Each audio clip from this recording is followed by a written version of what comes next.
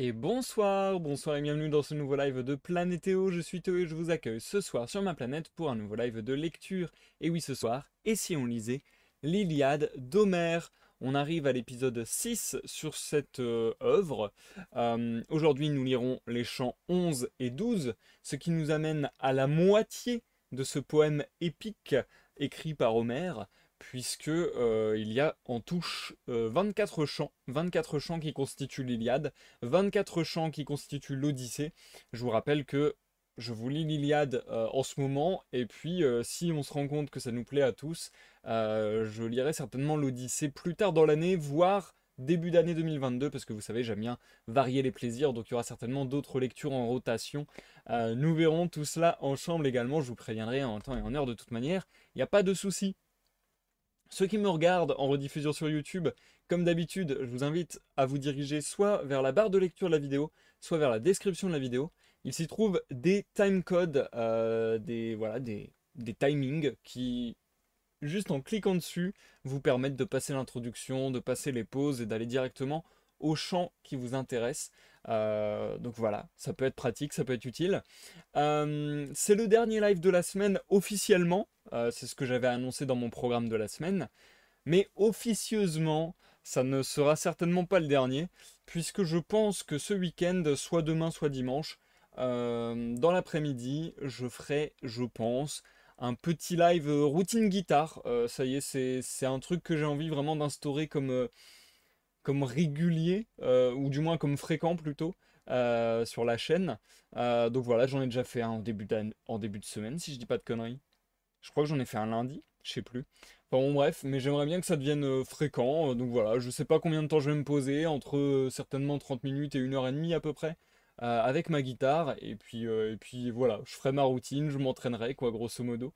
Et puis vous aurez l'occasion de m'écouter pour ceux qui le désirent. Pour le moment, ça a été des vrais bons moments et j'ai vraiment kiffé faire ça. Donc j'espère que ça se poursuivra. Mais ouais, c'est vraiment sympa. Sinon.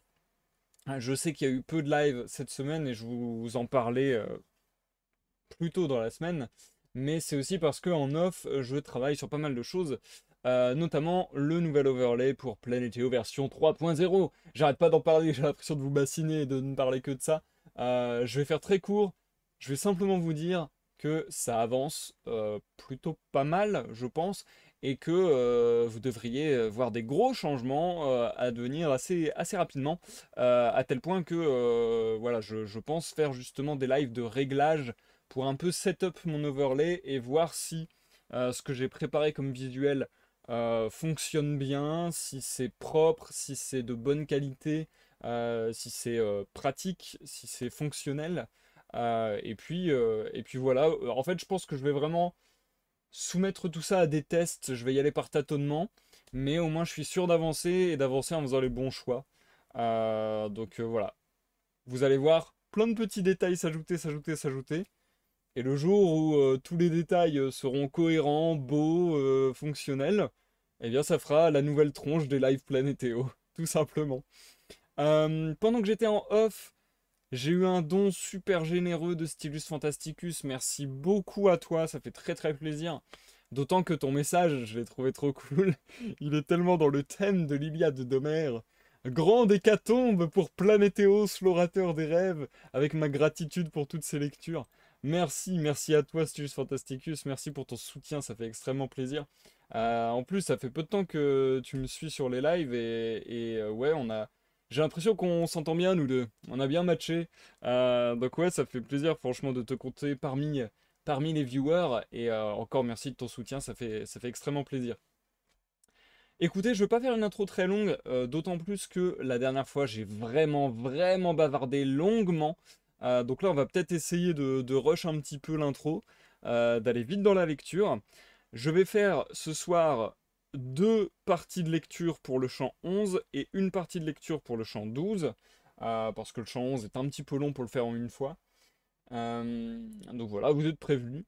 Et la dernière fois, on s'en était arrêté, si je ne m'abuse, si je me rappelle bien, au moment où grosso modo c'était la nuit, Ulysse et Diomède, je crois, avaient un peu avait un peu tué des mecs qui étaient venus espionner. En gros, c'était un peu ça, c'était un peu les deux camps qui se cherchaient, les deux camps qui s'envoyaient des gars pour aller surveiller un peu les troupes ennemies et savoir ce qu'ils faisaient. Et voilà, Ulysse Diomède ont fait un petit carnage et sont revenus triomphants avec des chevaux, etc., etc. Donc voilà où on s'en était laissé et je crois que on arrive à la fin de la nuit. Ouais, c'est ça. Parce que la première phrase du chant 11 c'est l'aurore sortait de son lit. Donc voilà, je pense qu'on arrive sur la fin de la nuit et que on va voir la suite des événements. J'ai hâte de découvrir ça. Je vous invite à vous installer, chers amis, à passer un agréable moment en ma compagnie. Santé à tous et j'ai envie de dire let's go, sans plus de cérémonie en fait. Bonne écoute que vous me suiviez en live sur Twitch ou en rediffusion sur YouTube. À tout à l'heure pour la pause. Chant 11. L'aurore sortait de son lit. Quittant la compagnie du glorieux Titon, elle se levait pour apporter la lumière aux immortels et aux humains. Quand Zeus envoya aux nefs rapides des Achéens la terrible déesse des combats, tenant dans sa main le signe de la guerre.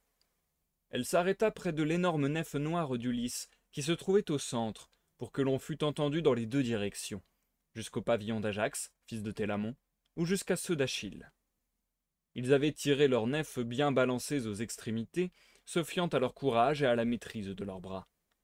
La déesse, s'étant arrêtée là, poussa un grand cri, terrifiant, droit dressé, et mit au cœur de chacun des Achéens la grande force qui leur permit de livrer la bataille et de combattre sans fin. Et la bataille leur devint tout d'un coup plus douce que le retour dans leur patrie, au creux des nefs. L'Atride, avec un cri, donna l'ordre aux Argiens de ceindre leurs armes. Lui-même revêtit le bronze qui brille. D'abord, autour de ses jambes, il plaça ses belles jambières, ajustées aux couvre-chevilles d'argent.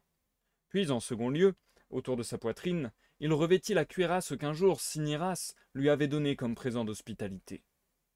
L'information lui était parvenue à Chypre, et la chose faisait grand bruit. Les Achéens allaient prendre la mer avec leurs nefs et voguer jusqu'à Troie.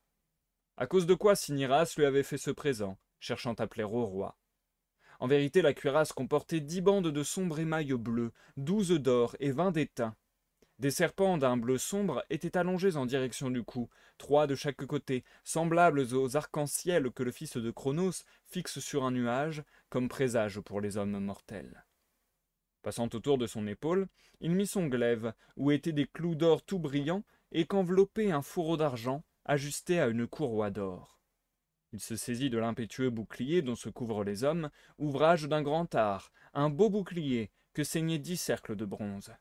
Et au centre étaient 20 bossettes d'étain luisantes, avec une au milieu de sombre émail bleu, dont le couronnement était la gorgone, une face effrayante au regard terrible qu'entouraient les dieux de la crainte et de la déroute.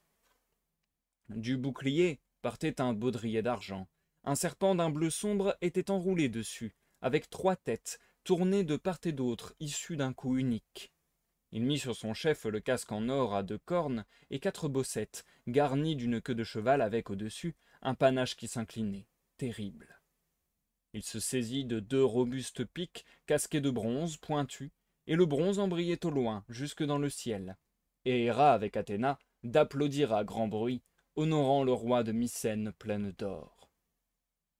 Chacun alors prescrivit à son cocher de retenir son attelage sur place, en bon ordre, près du fossé. Eux-mêmes, en fantassins, de leurs armes équipées s'empressèrent. Et ce fut un cri inextinguible à la face du matin.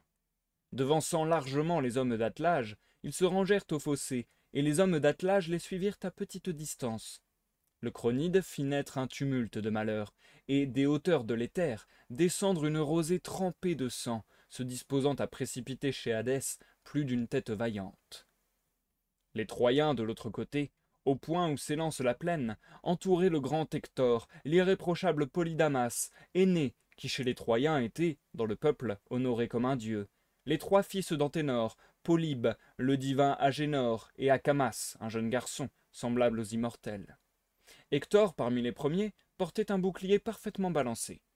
Comme un astre funeste révèle son éclat en sortant des nuées, et puis alors s'enfonce dans les nuées pleines d'ombre, ainsi Hector se montra parmi les premiers combattants, d'autres fois parmi les derniers, donnant ses ordres. Le bronze le faisait briller tout entier comme l'éclair de Xeusper qui brandit l'égide.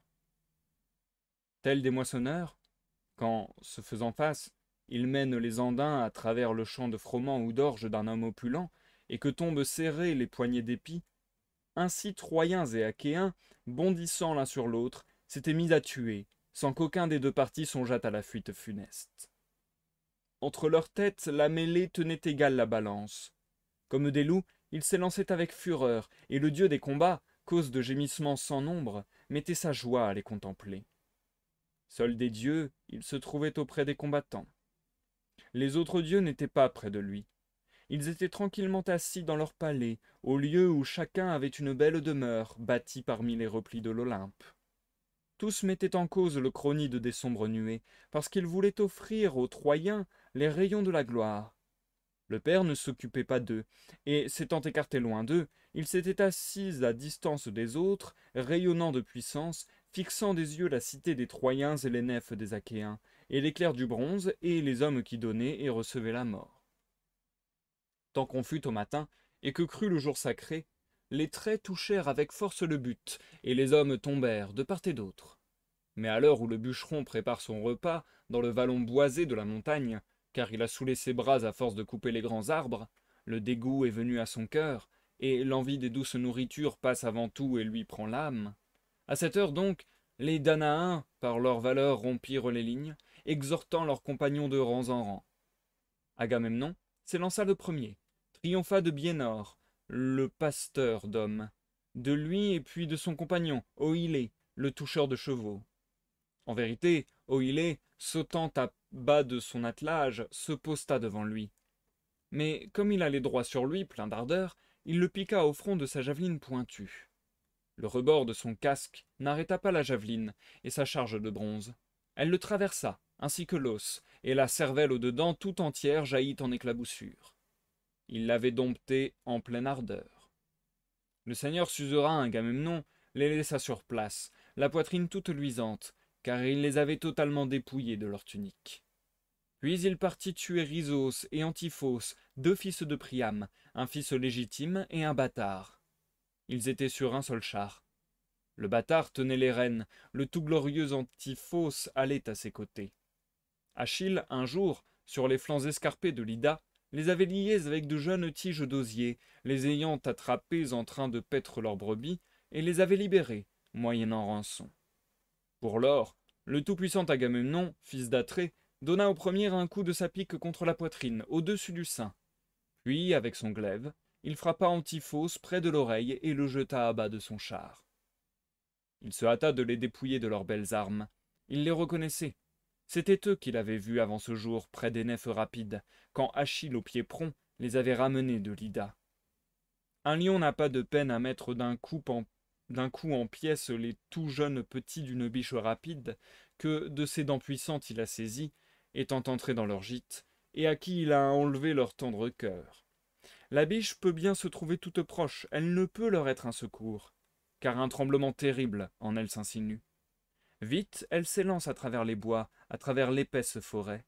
Elle se hâte, elle sue, sous l'assaut de la robuste bête. De même, parmi les Troyens, personne ne put leur être un secours contre la mort. Eux aussi ils fuyaient, pliant sous les Argiens.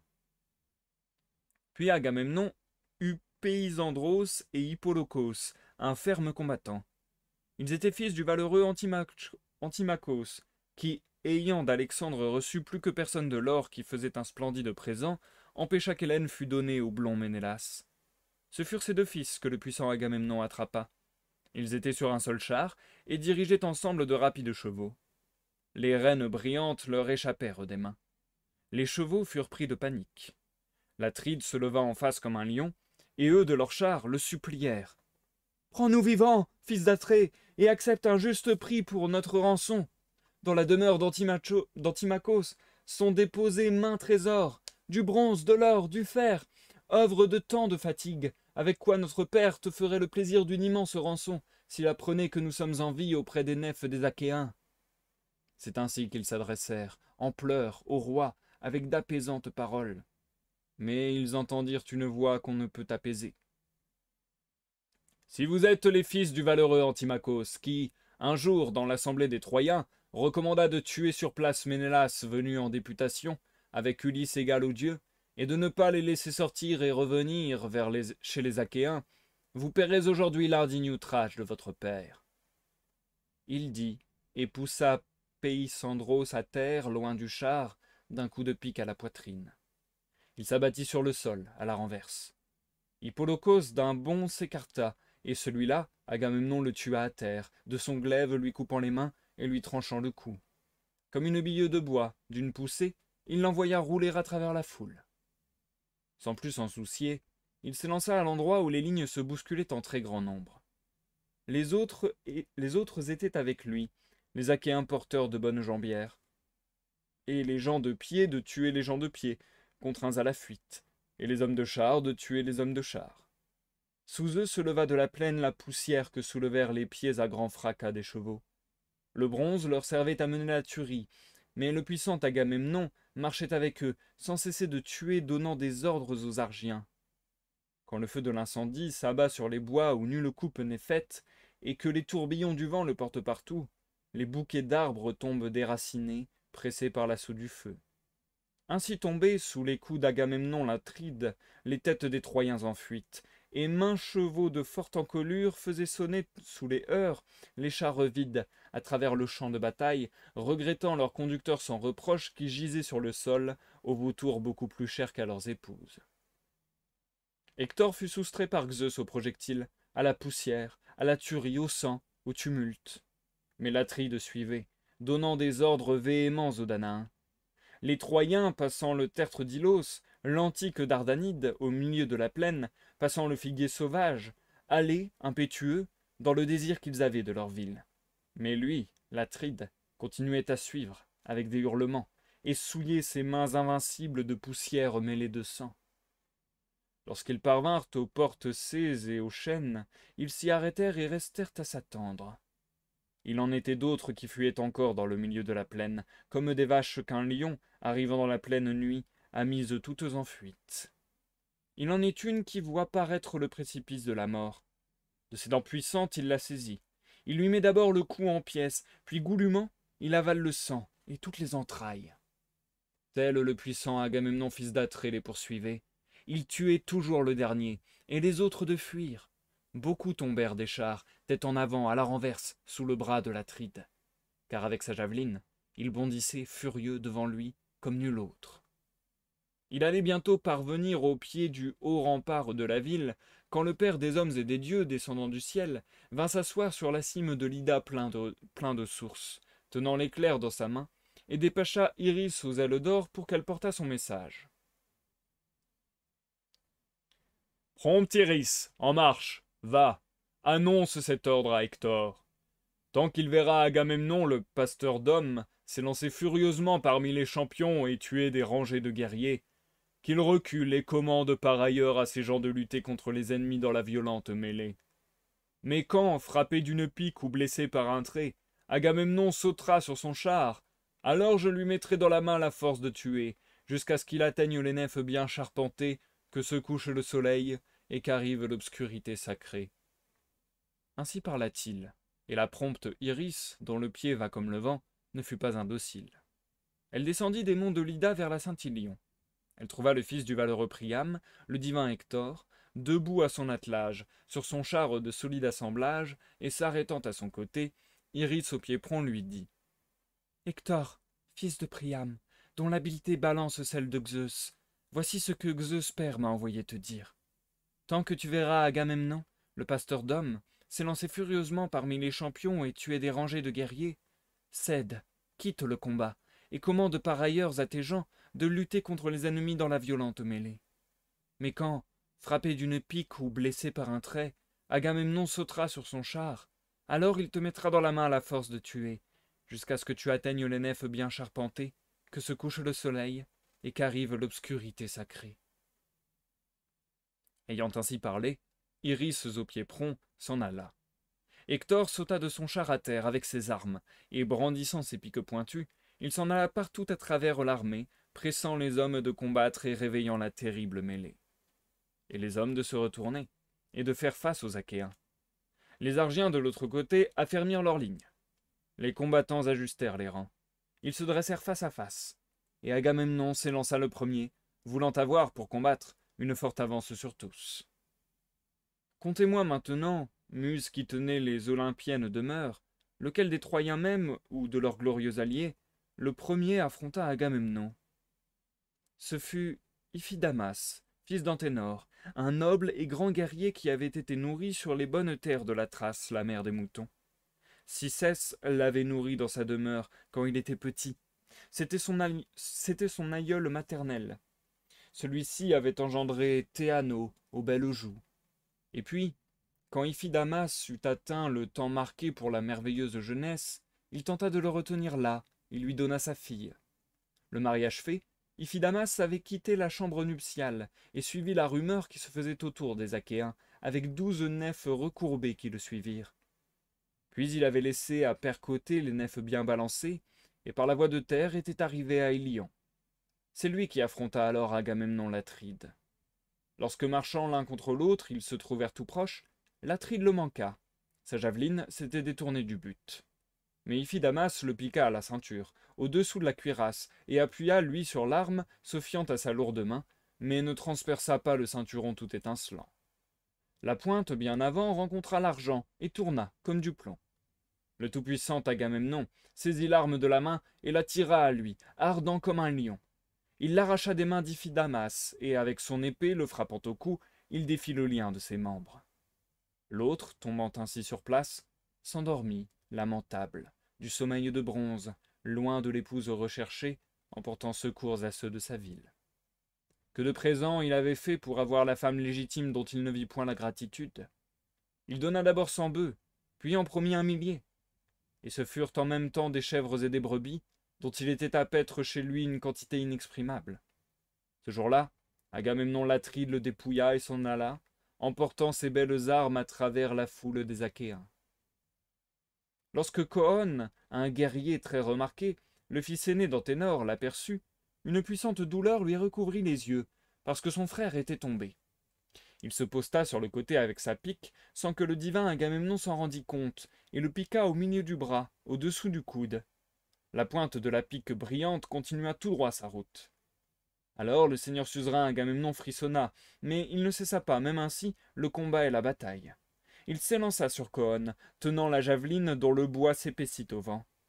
En vérité, celui-ci, plein d'ardeur, tirait par le pied Iphidamas, son frère de père et de mère, appelant par ses cris tous les plus braves.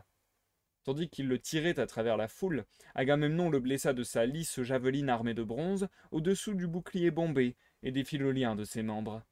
Puis, s'approchant, il lui trancha la tête sur Iphidamas. Ce fut là que les fils d'Anténor, sous les coups du roi, fils d'Atrée, remplissant la mesure de leur sort, s'enfoncèrent dans la demeure d'Hadès. Agamemnon alors parcourut les rangs des autres guerriers avec sa javeline, son épée et de grosses pierres, tant que le sang chaud s'échappa encore de sa blessure. Mais quand la plaie se fut séchée, et que le sang se fut arrêté, l'Atride sentit une douleur aiguë entrer en lui. Comme une femme dans les douleurs est la proie du trait aigu, perçant, que lâchent les eiléitis des enfantements difficiles, les filles des rats qui ont en charge les amères douleurs, ainsi l'Atride sentit une douleur aiguë entrer en lui. D'un bond, il monta sur son char, donna l'ordre au conducteur de pousser vers les nefs creuses, son cœur étant accablé, et fit entendre aux Danaens des cris pénétrants. « Chefs et conseillers des Argiens, mes amis, c'est à vous de protéger les nefs des hautes traversées de la mêlée terrible, car Zeus, aux habiles desseins, ne m'a pas permis de combattre tout un jour les Troyens. » Ce furent ses paroles, et le conducteur de son fouet frappa les chevaux au beau poil en direction des nefs creuses. Eux volèrent sans maugréer. Trempant leur poitrail d'écume, par-dessous aspergés de poussière, ils emportèrent le roi épuisé à distance du combat. Quand Hector aperçut Agamemnon qui s'éloignait, poussant de grands cris, il exhorta Troyens et Lyciens. « Troyens, Lyciens, Dardaniens du combat corps à corps, soyez des hommes, amis, souvenez-vous de votre impétueuse vaillance. Le meilleur des guerriers est parti. Zeus, fils de Cronos, m'a donné une grande gloire. Allons, poussez vos chevaux aux sabots massifs tout droit sur les vaillants Danaens, afin de gagner une éminente gloire. » Il dit, et pressa l'ardeur et le courage de chacun. Comme on peut voir un chasseur pousser ses chiens aux dents blanches sur un sanglier sauvage ou sur un lion, Hector le Priamide, l'égal d'Arès, fléau des mortels, poussait les Troyens au grand cœur sur les Achéens. Lui-même, plein de fières pensées, s'en était allé parmi ceux du premier rang et se précipita dans la mêlée, à l'égal du souffle démesuré d'une bourrasque qui s'abat sur la mer à l'aspect de violette et la soulève. Quel fut alors le premier, quel fut le dernier que dépouilla Hector le Priamide quand Zeus lui eut donné la gloire? Asaïos d'abord, Autonoos, Opithès, Dolops, fils de Clytios, Opheltios et Agélaos, Aïsymnos, Oros et Hipponoos, un ferme combattant. Tels furent les guides des Danaens dont il triompha. Puis ce fut le tour de la foule. Les rudes coups du zéphyr rejettent les nuées du blanc Notos sous les heurts des masses épaisses de l'ouragan. Les vagues repues roulent en foule, et se dispersent dans l'air la poussière d'eau que font les cris du vent qui tant vagabonde. Ainsi, sous les coups d'Hector, les têtes des hommes étaient partout domptées par la mort. C'eût été alors la ruine, avec l'impossibilité d'agir, et les Achéens en fuite se fussent jetés sur les nefs, si Ulysse n'avait exhorté Diomède, fils de Tidée. « Fils de Tidée, que nous arrive-t-il que nous ayons oublié notre impétueuse vaillance? Allons, mon cher, viens ici, prends place près de moi, car ce sera notre honte, si Hector au casque étincelant saisit les nefs. » Le puissant Diomède, en réponse, lui dit: « Oui, je resterai, je ne serai pas sans courage, mais le plaisir que nous procurerons n'aura qu'un court instant, puisque Zeus, assembleur des nuées, veut donner la maîtrise aux Troyens plutôt qu'à nous. » Il dit, et poussa Tymbraios à terre, loin de son char, d'un coup de pique contre le sein gauche, tandis qu'Ulysse avait Molion égal au dieu, l'écuyer de ce seigneur. Puis ils ne s'en soucièrent plus, ayant mis fin pour eux à la bataille. Ils s'en allèrent par la foule, soulevant le tumulte. Comme deux sangliers pleins d'orgueil se jettent sur les chiens de chasse, rebroussant chemin, ils s'élancèrent et se mirent à tuer les Troyens. Et les Achéens, en fuite devant le divin Hector, reprirent avec joie leur souffle. Ils triomphèrent alors d'un char et de ses guerriers, qui étaient les plus braves de leur peuple, les deux fils de Mérops de Percoté. Mérops avait comme nul autre la science prophétique, et ne permettait pas à ses fils de marcher à la bataille où périssent les hommes. Mais eux ne lui obéirent nullement. C'étaient les Caires du noir trépas qui les menaient. Le fils de Tidée, Diomède à la lance fameuse, les priva du souffle de la vie, et leur enleva leurs armes fameuses. Quant à Ulysse, il dépouilla Hippodamos et Hipéirokos. Alors le fils de Cronos, qui les observait de l'Ida, mit entre les combattants une égale tension, et eux de s'entretuer. En vérité, le fils de Tidée de sa pique blessa à la hanche Agastrophos, le preux fils de Païon. Il n'avait pas ses chevaux près de lui pour s'enfuir. Ce fut une erreur énorme de son cœur, car son écuyer les gardait à distance, et lui s'était élancé avec fureur à pied, à travers les combattants du premier rang, jusqu'à l'heure où il perdit la vie. Mais Hector les aperçut de son regard aigu, à travers les rangs, et s'élança sur eux avec des hurlements. Les lignes troyennes marchaient avec lui. Diomède, le bon crieur, frissonna à sa vue, et de la voix s'adressant aussitôt à Ulysse, qui était proche: « Avec la masse puissante d'Hector, c'est l'épreuve qui roule sur nous. Allons, arrêtons-nous et défendons-nous, en l'attendant de pied ferme. » Il dit, et balançant la javeline dont l'ombre s'allonge, il la lança devant lui sans manquer son coup. Car il visait la tête et frappa contre le sommet du casque. Mais le bronze alla s'égarer loin du bronze, sans atteindre la belle peau, arrêté par les trois plaques et le cimier du casque que lui avait procuré Phoebos Apollon. Hector se hâta d'opérer en courant un immense recul, et se mêla à la foule. Il s'abattit sur les genoux, et resta là, s'appuyant de sa forte main sur la terre. Une noire nuit enveloppa ses yeux d'un voile. Pendant que le fils de Tidée se mettait en quête de la portée de sa javeline au loin, à travers les combattants du premier rang, cherchant l'endroit où son arme était descendue sur le sol, Hector reprit son souffle, et s'élançant à nouveau sur son char, il le poussa dans la foule et évita la caire noire. Bourdissant sur lui, avec sa pique, le puissant Diomède lui dit: Chien, tu as encore aujourd'hui échappé à la mort. Ah, le malheur ne vint pas loin de toi. Phoebos Apollon t'a encore aujourd'hui protégé, lui que tu dois prier quand tu vas dans le fracas des javelots. Oui, c'est bien sûr, je viendrai à bout de toi, quand je me trouverai bien plus tard sur ton chemin. Si quelque dieu, n'est-ce pas, me porte secours à moi aussi. Mais pour le présent, je vais tomber sur les autres pour voir qui j'atteindrai.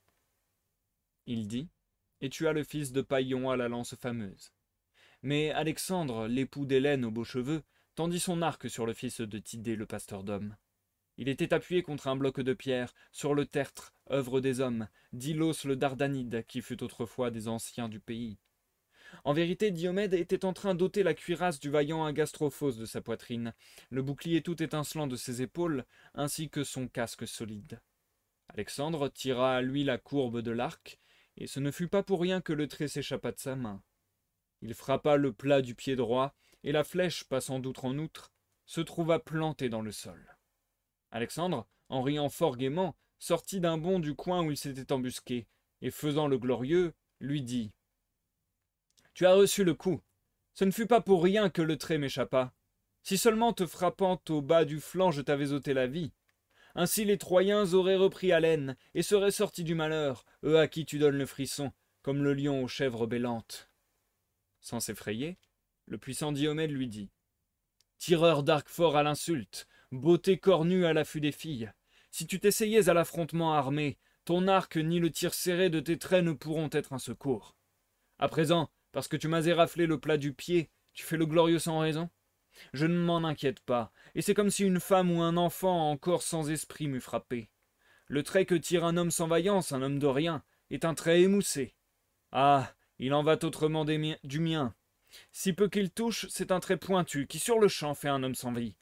Et l'on voit les joues de sa femme des deux côtés déchirées, les enfants orphelins, et lui rougissant la terre de son sang pourri, et les oiseaux sont plus nombreux alentour que les femmes. » Ainsi parla-t-il, et Ulysse, à la lance fameuse, s'approchant, se posta devant lui.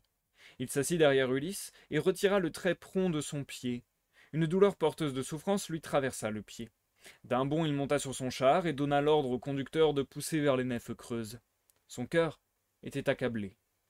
Ulysse à la lance fameuse se trouva seul. Aucun des Argiens n'était resté près de lui, une épouvante les ayant tous saisis.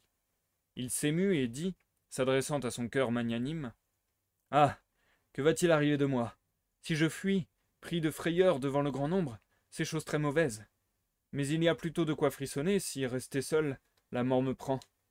Le fils de Cronos a mis en fuite les autres Danaens. Mais pourquoi mon cœur a-t-il posé ce dilemme? Ce sont les lâches, je le sais, qui partent de la bataille.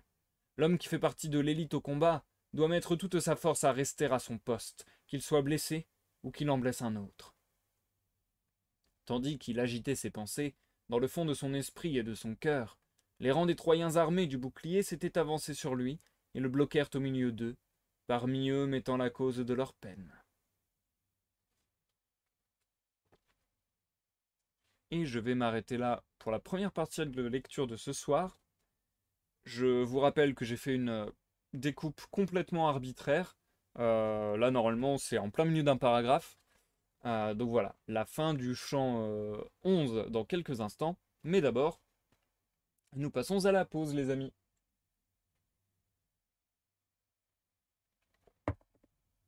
Et ce soir encore, en même temps, je me doute un peu parce que ces jours-ci, déjà, vite fait, il commence à avoir le retour des beaux jours, on va dire. Et puis, forcément, les règles sanitaires s'assouplissant de plus en plus, je pense que les gens essaient d'en profiter, de commencer à faire la fête et ainsi de suite. Faites attention à vous, les amis.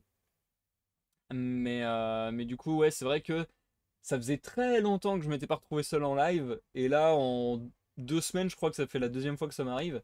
Alors peut-être que quelqu'un va arriver plus tard, mais vu qu'il y a personne, c'est vrai que je vais faire assez court sur la pause. Et je vais aller embrayer assez rapidement avec la suite de la lecture. Mais bon, faire une pause et parler normalement, me reposer la voix quelques secondes, ça fait quand même une vraie différence. Donc je dois prendre cette pause anyway. Voilà, ça me permet de reprendre de manière plus sereine la suite. J'aime bien pour le moment ce chapitre, même si... Enfin, ce chant. Même si je dois avouer que là, on repart sur des choses qui m'intéressent un petit peu moins, puisque là, on est vraiment reparti dans le dur de la guerre, si je peux dire. On est vraiment sur le champ de bataille ce coup-ci. D'ailleurs, assez sanglant, assez sanguinolent, hein. On nous donne pas mal de détails sur comment ils se font piquer, comment ils se font planter, comment ils se font toucher par les différentes armes. Donc voilà. C'est un peu moins intéressant, je trouve, parce que ouais, c'est une sorte de listing, on va dire, de ah bah un tel, il a fait ça, il a fait ça, il a fait ça, il a rencontré un tel, il a tué un tel. En plus, avec des détails du style un tel, c'était le fils de un tel, et ainsi de suite. Enfin bon, bref. Donc, du coup, j'avoue que c'est pas le plus passionnant pour moi de l'Iliade d'Homère, ces passages-là. Ces passages purement, purement d'action, si je peux dire. En même temps, je trouve que l'action, enfin ouais, quand j'y réfléchis comme ça, là j'entends action comme on pourrait l'attendre dans film d'action. Euh, Ce type d'action en littérature, je pense que c'est dur à rendre intéressant en vrai. Ou bien c'est peut-être parce que je suis pas la cible. Mais c'est vrai que je trouve ça plus adapté peut-être à un art visuel ou auditif ou autre qu'à la littérature, j'avoue. Il y a des thèmes comme ça qui, je pense, se fondent plus ou moins bien avec le format. Et ouais, là j'imagine assez peu l'action être intéressante en littérature, mais bon. C'est peut-être mon avis, c'est peut-être seulement mes goûts. En tout cas, ça reste très sympa malgré tout, hein. Et je commence même à avoir des petits, comment dire, des petits enjeux qui se construisent en tête. Je me faisais la réflexion en fait pendant la lecture, c'était assez marrant. Je me faisais la réflexion pendant la lecture qu'au final, l'auteur ne prend pas parti, Homer ne prend pas parti, je trouve, en tout cas pas vraiment. Enfin, j'en ai pas l'habitude, j'en ai pas l'impression en tout cas. Entre les Troyens et les Achéens. Il dit pas, ouais, bah tel camp c'est les gentils, tel camp c'est les méchants. Il y a. Enfin, je sais pas. Ou bien je l'ai pas senti, mais j'ai pas l'impression qu'il y ait vraiment un parti pris. Et du coup, c'est marrant parce que pendant la lecture, je me suis fait cette réflexion d'être un peu ouais, désemparé et de me dire, tiens, je suis pour personne, entre guillemets. Euh, je suis les héros dans leur globalité, mais il y en a aucun où je me dis, ah lui, je veux qu'il l'emporte, quoi. Donc c'est intéressant, mais sur ce texte, enfin sur ce chant, j'ai commencé à avoir des petits moments où je me suis dit, ah, là il y a de l'enjeu, là il y a peut-être tel personnage qui va mourir et ça me fait chier. Euh, j'ai commencé à me dire, tiens, peut-être que Hector il va savoir tuer Agamemnon ou que Ulysse va y passer ou quoi. Peut-être Diomède, je sais pas. Mais en tout cas, peut-être un personnage, je vais dire, de premier plan, même si, encore une fois, dans l'Iliade, a vraiment une galerie de personnages grande. Euh, j'ai l'impression que quand même des personnages de premier plan commencent à se mettre bien en danger et que de ci, de là, au détour d'une phrase, on comprend que les dieux aident leur adversaire et que leurs adversaires sont surpuissants. Donc en fait, au bout d'un moment, bah, s'il y a des surpuissants qui s'affrontent, va forcément y avoir un surpuissant qui va y passer, je pense. Euh, il va pas y avoir un statu quo comme ça où tous les héros de guerre vont rester en vie des deux côtés, je pense. Je sais pas. Je sais pas comment ça va être fait en fait. Ce serait intéressant de faire un peu le bilan après la guerre de tout ça et de voir à quel point Homer a épargné ou non ses plus grands héros. Bien, comme je le disais, je vais pas faire long sur cette pause, je vais reprendre sans plus attendre. Surtout que la lecture a été plus courte que ce que j'aurais cru pour le moment. Euh, Certainement parce qu'il n'y a pas eu trop de dialogue. Donc ça a été un peu plus facile d'accélérer dans le ton de ma lecture. Dans la narration, c'est beaucoup plus facile pour moi de lire rapidement. Euh, Bah écoutez, on est reparti du coup pour 9 pages qui seront la deuxième moitié du chant 11. Je reprends au début du paragraphe, c'est après la tirade d'Ulysse, si je dis pas de conneries. Ouais, c'est ça. Donc je reprends après la tirade d'Ulysse qui se rend compte qu'il est seul et ainsi de suite. Pour, voilà, pour relier les wagons. Bonne écoute à tous ceux qui me regarderaient dans l'ombre du live et en rediffusion sur YouTube. À tout à l'heure pour la seconde pause de ce soir, avant le chant 12. On est reparti. Chant 11, suite et fin. Tandis qu'il agitait ses pensées, dans le fond de son esprit et de son cœur, les rangs des Troyens armés du bouclier s'étaient avancés sur lui et le bloquèrent au milieu d'eux, parmi eux mettant la cause de leur peine. De vigoureux gaillards avec leurs chiens se précipitèrent autour d'un sanglier qui sort des fourrés profonds, aiguisant ses dents luisantes dans ses mâchoires recourbées. Ils sont autour à bondir, tandis qu'on distingue le bruit retentissant que font ses dents. Aussitôt, si redoutable qu'ils soient, ils l'attendent. Ainsi les Troyens se précipitaient alors autour d'Ulysse cher à Zeus. Mais lui, pour commencer, blessa l'irréprochable Déiopitès en haut de l'épaule, ayant sauté sur lui avec sa pique aiguë. Puis il tua Toon et Énomos, ensuite Kersidamas, qui avait bondi sur son char. Avec sa lance, sous le bouclier bombé, il le piqua au nombril. L'autre tomba dans la poussière, du creux de la main saisissant la terre.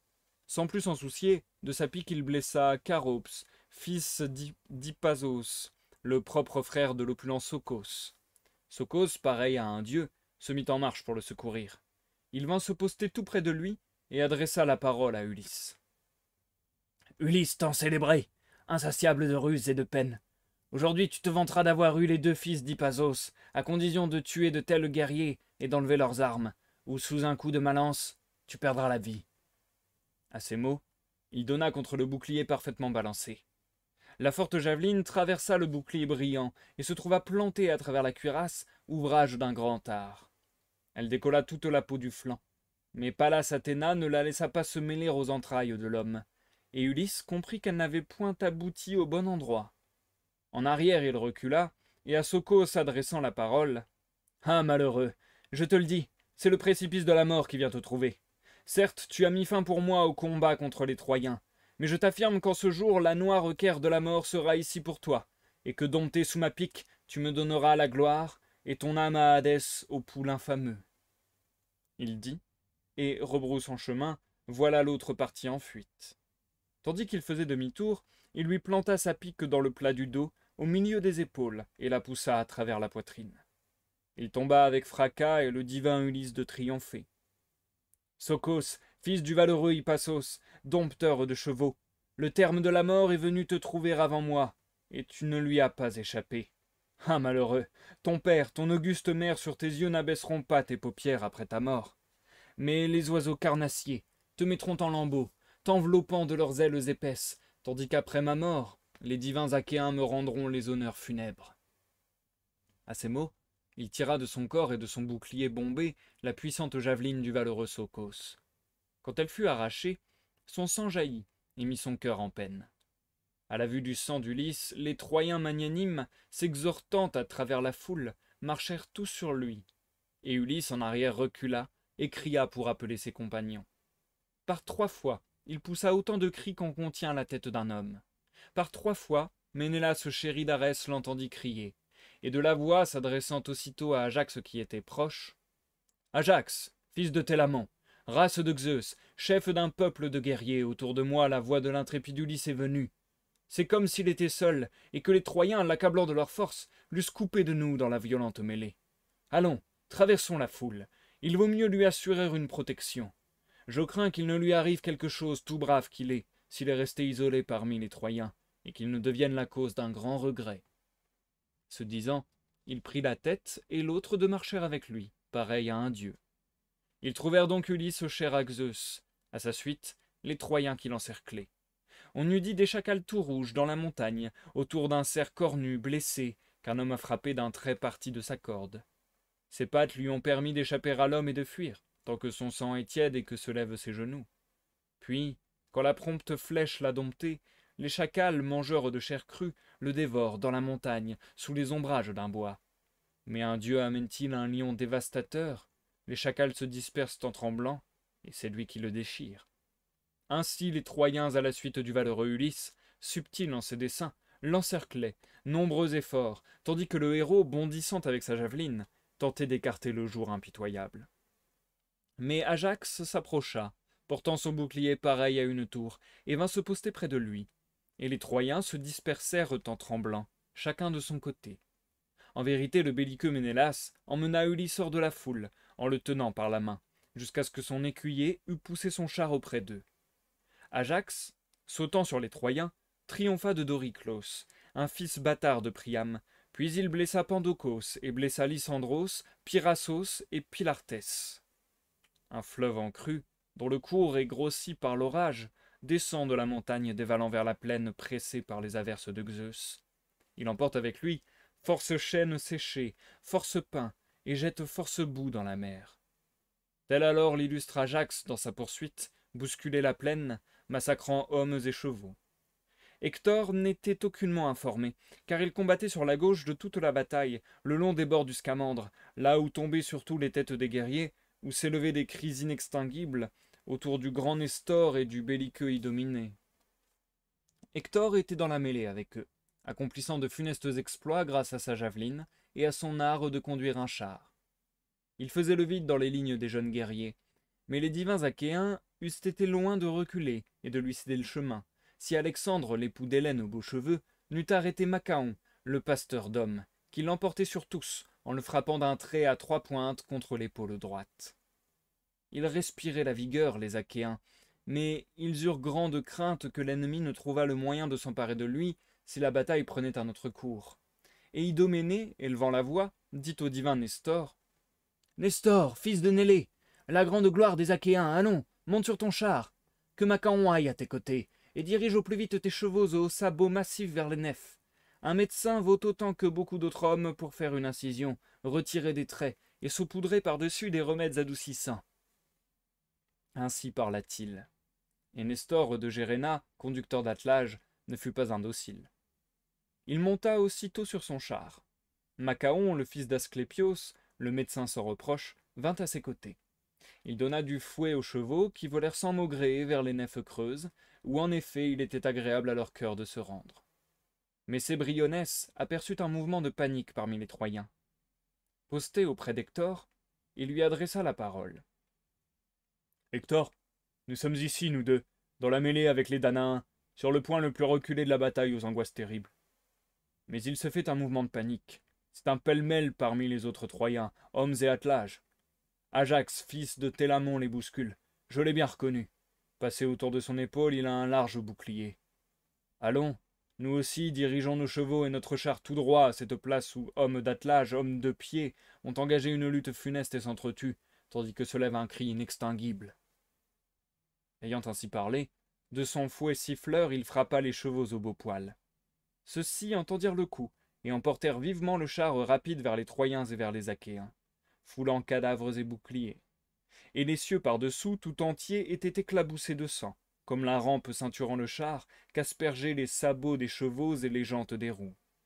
Hector eut envie de plonger dans la mêlée humaine, et de la rompre par ses assauts. Il jeta un désordre funeste parmi les Danaens, ne reculant qu'un court instant devant une lance. Il parcourut alors les rangs des autres guerriers avec sa javeline, son épée et de grosses pierres. Mais il évita de se battre avec Ajax, fils de Télamon, car Zeus lui en voulait, quand il y en combattait un qui valait mieux que lui. Et Zeus père, qui siège dans les hauteurs du ciel, dans Ajax fit lever l'épouvante. Il s'arrêta, saisi de stupeur, laissa tomber derrière lui son bouclier à 7 peaux de bœuf, se mit à trembler, lançant des regards inquiets sur la foule. Une bête, eût-on dit, se retournant sans cesse, presque incapable de faire jouer le mouvement alterné des genoux. Un lion fauve et précipité, de l'enceinte où logent les bœufs, par les chiens et les hommes des champs qui, voulant l'empêcher d'enlever la chair grasse des bœufs, passent la nuit sans dormir. Il est avide de viande, il y va tout droit mais n'aboutit à rien. Les javelots s'élancent drusent à sa rencontre, partis de mains intrépides, et les torches, qui brûlent et lui font peur, tout impétueux qu'il est. À l'aube, il s'écarte et s'éloigne, l'âme inquiète. Tel Ajax alors, qui s'éloigna, le cœur inquiet des Troyens, et bien malgré lui, car la crainte qu'il avait pour les nefs achéennes était à son comble. Un âne qui arrive au bord d'un champ oppose à des enfants la force de l'inertie. Autour de lui, on a déjà rompu de ça de là 100 bâtons. Entré dans la moisson profonde, il la tond. Les enfants lui donnent des coups de bâton. C'est de leur part naïve violence. Ils le font sortir, non sans peine, après qu'il s'est repu tout son soûl. Tel alors le grand Ajax, le fils de Télamon. Les Troyens au cœur débordant et leurs alliés au loin renommés ne cessaient de le suivre, de leurs lisses javelines en plein centre piquant son bouclier. Tantôt Ajax, rebrouchant chemin, se souvenait de son impétueuse vaillance et contenait les lignes des Troyens dompteurs de chevaux. Tantôt, il se détournait pour fuir. Mais il les empêchait tous de faire leur chemin vers les nefs rapides. Ne comptant que sur soi, il restait debout et bondissait entre Troyens et Achéens. Quant aux javelines qui partaient des mains intrépides, d'aucunes s'élançant en avant se plantèrent dans son grand bouclier. Beaucoup aussi, avant d'avoir goûté à sa peau blanche, se fixaient debout dans la terre à mi-chemin, impatientes pourtant de se rassasier de sa chair. Lorsque Eurypylos, l'illustre fils de Haïmon, l'aperçut sous la violence des traits dont il était criblé, il vint se poster près de lui et lança sa pique brillante. Il frappa Apisaon, le pasteur d'hommes, fils de Phaousios, sous le diaphragme au foie, et défit aussitôt le lien de ses membres. Eurypylos s'élança et se mit à lui ôter ses armes des épaules. Quand Alexandre d'apparence divine l'aperçut en train d'ôter ses armes à Apisaon, à l'instant même il tira la corde de son arc en visant Eurypylos, et d'une flèche le frappa à la cuisse droite. La hampe de roseau se brisa, et endolorit la cuisse. En arrière, il recula dans la troupe de ses compagnons, cherchant à esquiver la quère, et par ses cris pénétrants, se fit entendre des Danaens. « Guides et conseillers des Argiens, mes amis, faites halte, retournez-vous et écartez le jour impitoyable d'Ajax capable la violence... » Pardon. Je vais reprendre la phrase. « Guides et conseillers des Argiens, mes amis, faites halte, retournez-vous et écartez le jour impitoyable d'Ajax qu'accable la violence des traits. Il n'échappera pas, je pense, aux dures angoisses de la bataille. Allons, placez-vous bien en face de l'ennemi, autour du grand Ajax, le fils de Télamon. » Ainsi parla Eurypylos blessé. Les autres vinrent se placer tout près de lui, appuyant le bouclier à l'épaule, levant les piques. Ajax vint à leur rencontre et s'arrêta en faisant volte-face, quand il eut atteint la troupe de ses compagnons. C'est ainsi qu'il luttait, à la façon des flammes d'un feu. Mais les juments de Nélée, suantes, emportaient Nestor hors de la bataille et emmenaient Machaon, le pasteur d'hommes. Le divin Achille, aux pieds pronds à la rescousse d'un regard, les aperçut. Il était debout, à l'extrémité de son prodigieux navire, considérant le gouffre de leur peine et leur fuite remplie de larmes. Aussitôt, de la nef élevant la voix, il s'adressa à Patrocle, son compagnon. Celui-ci l'entendit et sortit du pavillon, pareil à Arès, et ce fut pour lui le commencement du malheur. Le valeureux fils de Ménoïtios parla le premier, et lui dit « Pourquoi donc m'appelles-tu, Achille? Quel besoin as-tu de moi ?»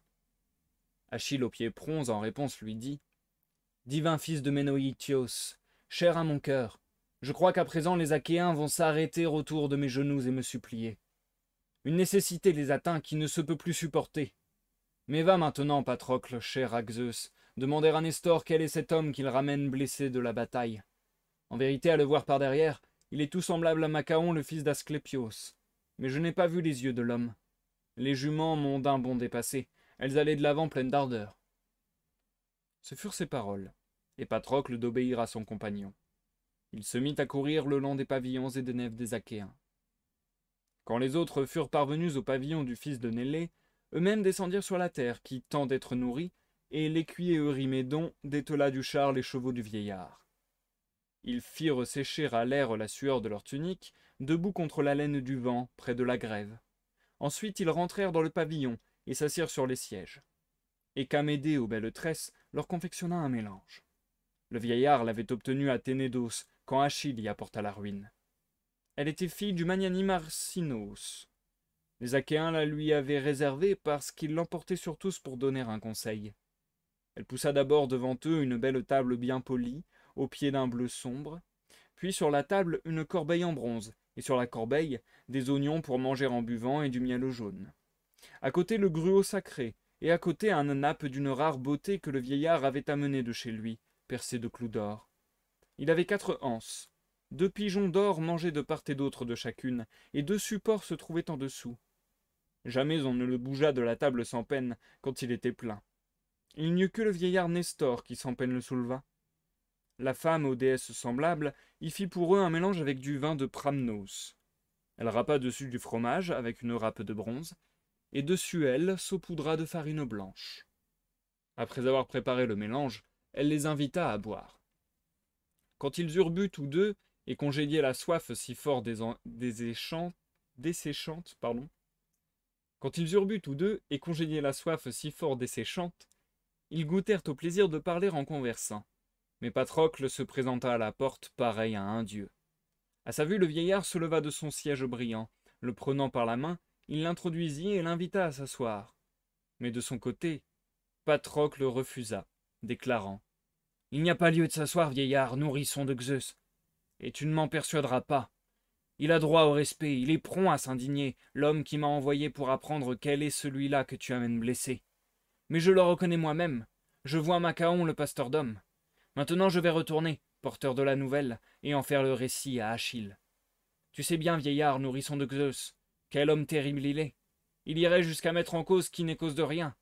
Ce serait vite fait. » Alors Nestor de Géréna, conducteur d'attelage, lui répondit « Pourquoi Achille gémit-il donc tant sur tous les fils des Achéens que des traits ont atteint? Ne sait-il point quelle affliction s'est levée dans l'armée? Les hommes de notre élite gisent dans les nefs, frappés d'un trait ou blessés par un glaive. Frappé d'un trait, le puissant Diomède, fils de Tidée, blessé par un glaive, Ulysse à la lance fameuse et Agamemnon. Frappé d'une flèche à la cuisse, Eurypylos. En voilà un autre que je viens de ramener de la bataille, frappé du trait qui partit d'une corde.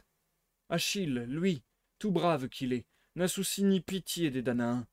Attend-il que les nefs rapides brûlent près de la mer, en dépit des Argiens dans le feu de l'incendie, et que nous-mêmes soyons l'un après l'autre tués? C'est que ma vigueur n'est plus ce qu'elle était avant, dans mes membres souples. Ah, si j'étais en pleine jeunesse, si mes forces ne bronchaient pas, comme au temps où un litige se fit entre les Éléens et nous, à propos de bœufs volés, et où je tuai Itimonée, le noble fils d'Hypéirocos, qui habitait en Élide, alors que j'emmenais avec moi de quoi nous dédommager. En défendant ces bœufs, il fut frappé l'un des premiers d'un javelot qui partit de ma main. Il s'abattit. Ces gens étaient des hommes des champs. Ils s'enfuirent, tremblants tout autour. Nous emmenâmes d'un seul coup de la plaine une quantité folle de butin, 50 manades de bœufs, autant de troupeaux de moutons, autant de bandes de porcs, autant de larges hardes de chèvres, 150 juments alezanes, toutes des femelles dont beaucoup avaient sous elles un poulain. Pendant la nuit, nous poussâmes ce bétail jusqu'à Pylos de Nélée, près de la ville. Nélée eut l'âme radieuse parce que, si j'étais jeune pour aller à la guerre, j'avais grandement réussi. En même temps que parut l'aurore, furent mandés par la voix claire des héros ceux à qui une indemnité était due dans la lumineuse Élide. Les chefs des Pyliens s'assemblèrent et firent la répartition. Il faut dire que les Épéens devaient une indemnité à beaucoup de monde. Nous étions peu nombreux à Pylos, et l'on nous mettait à mal. Héraclès le fort était en effet venu nous mettre à mal les années précédentes. Toute notre élite avait été tuée.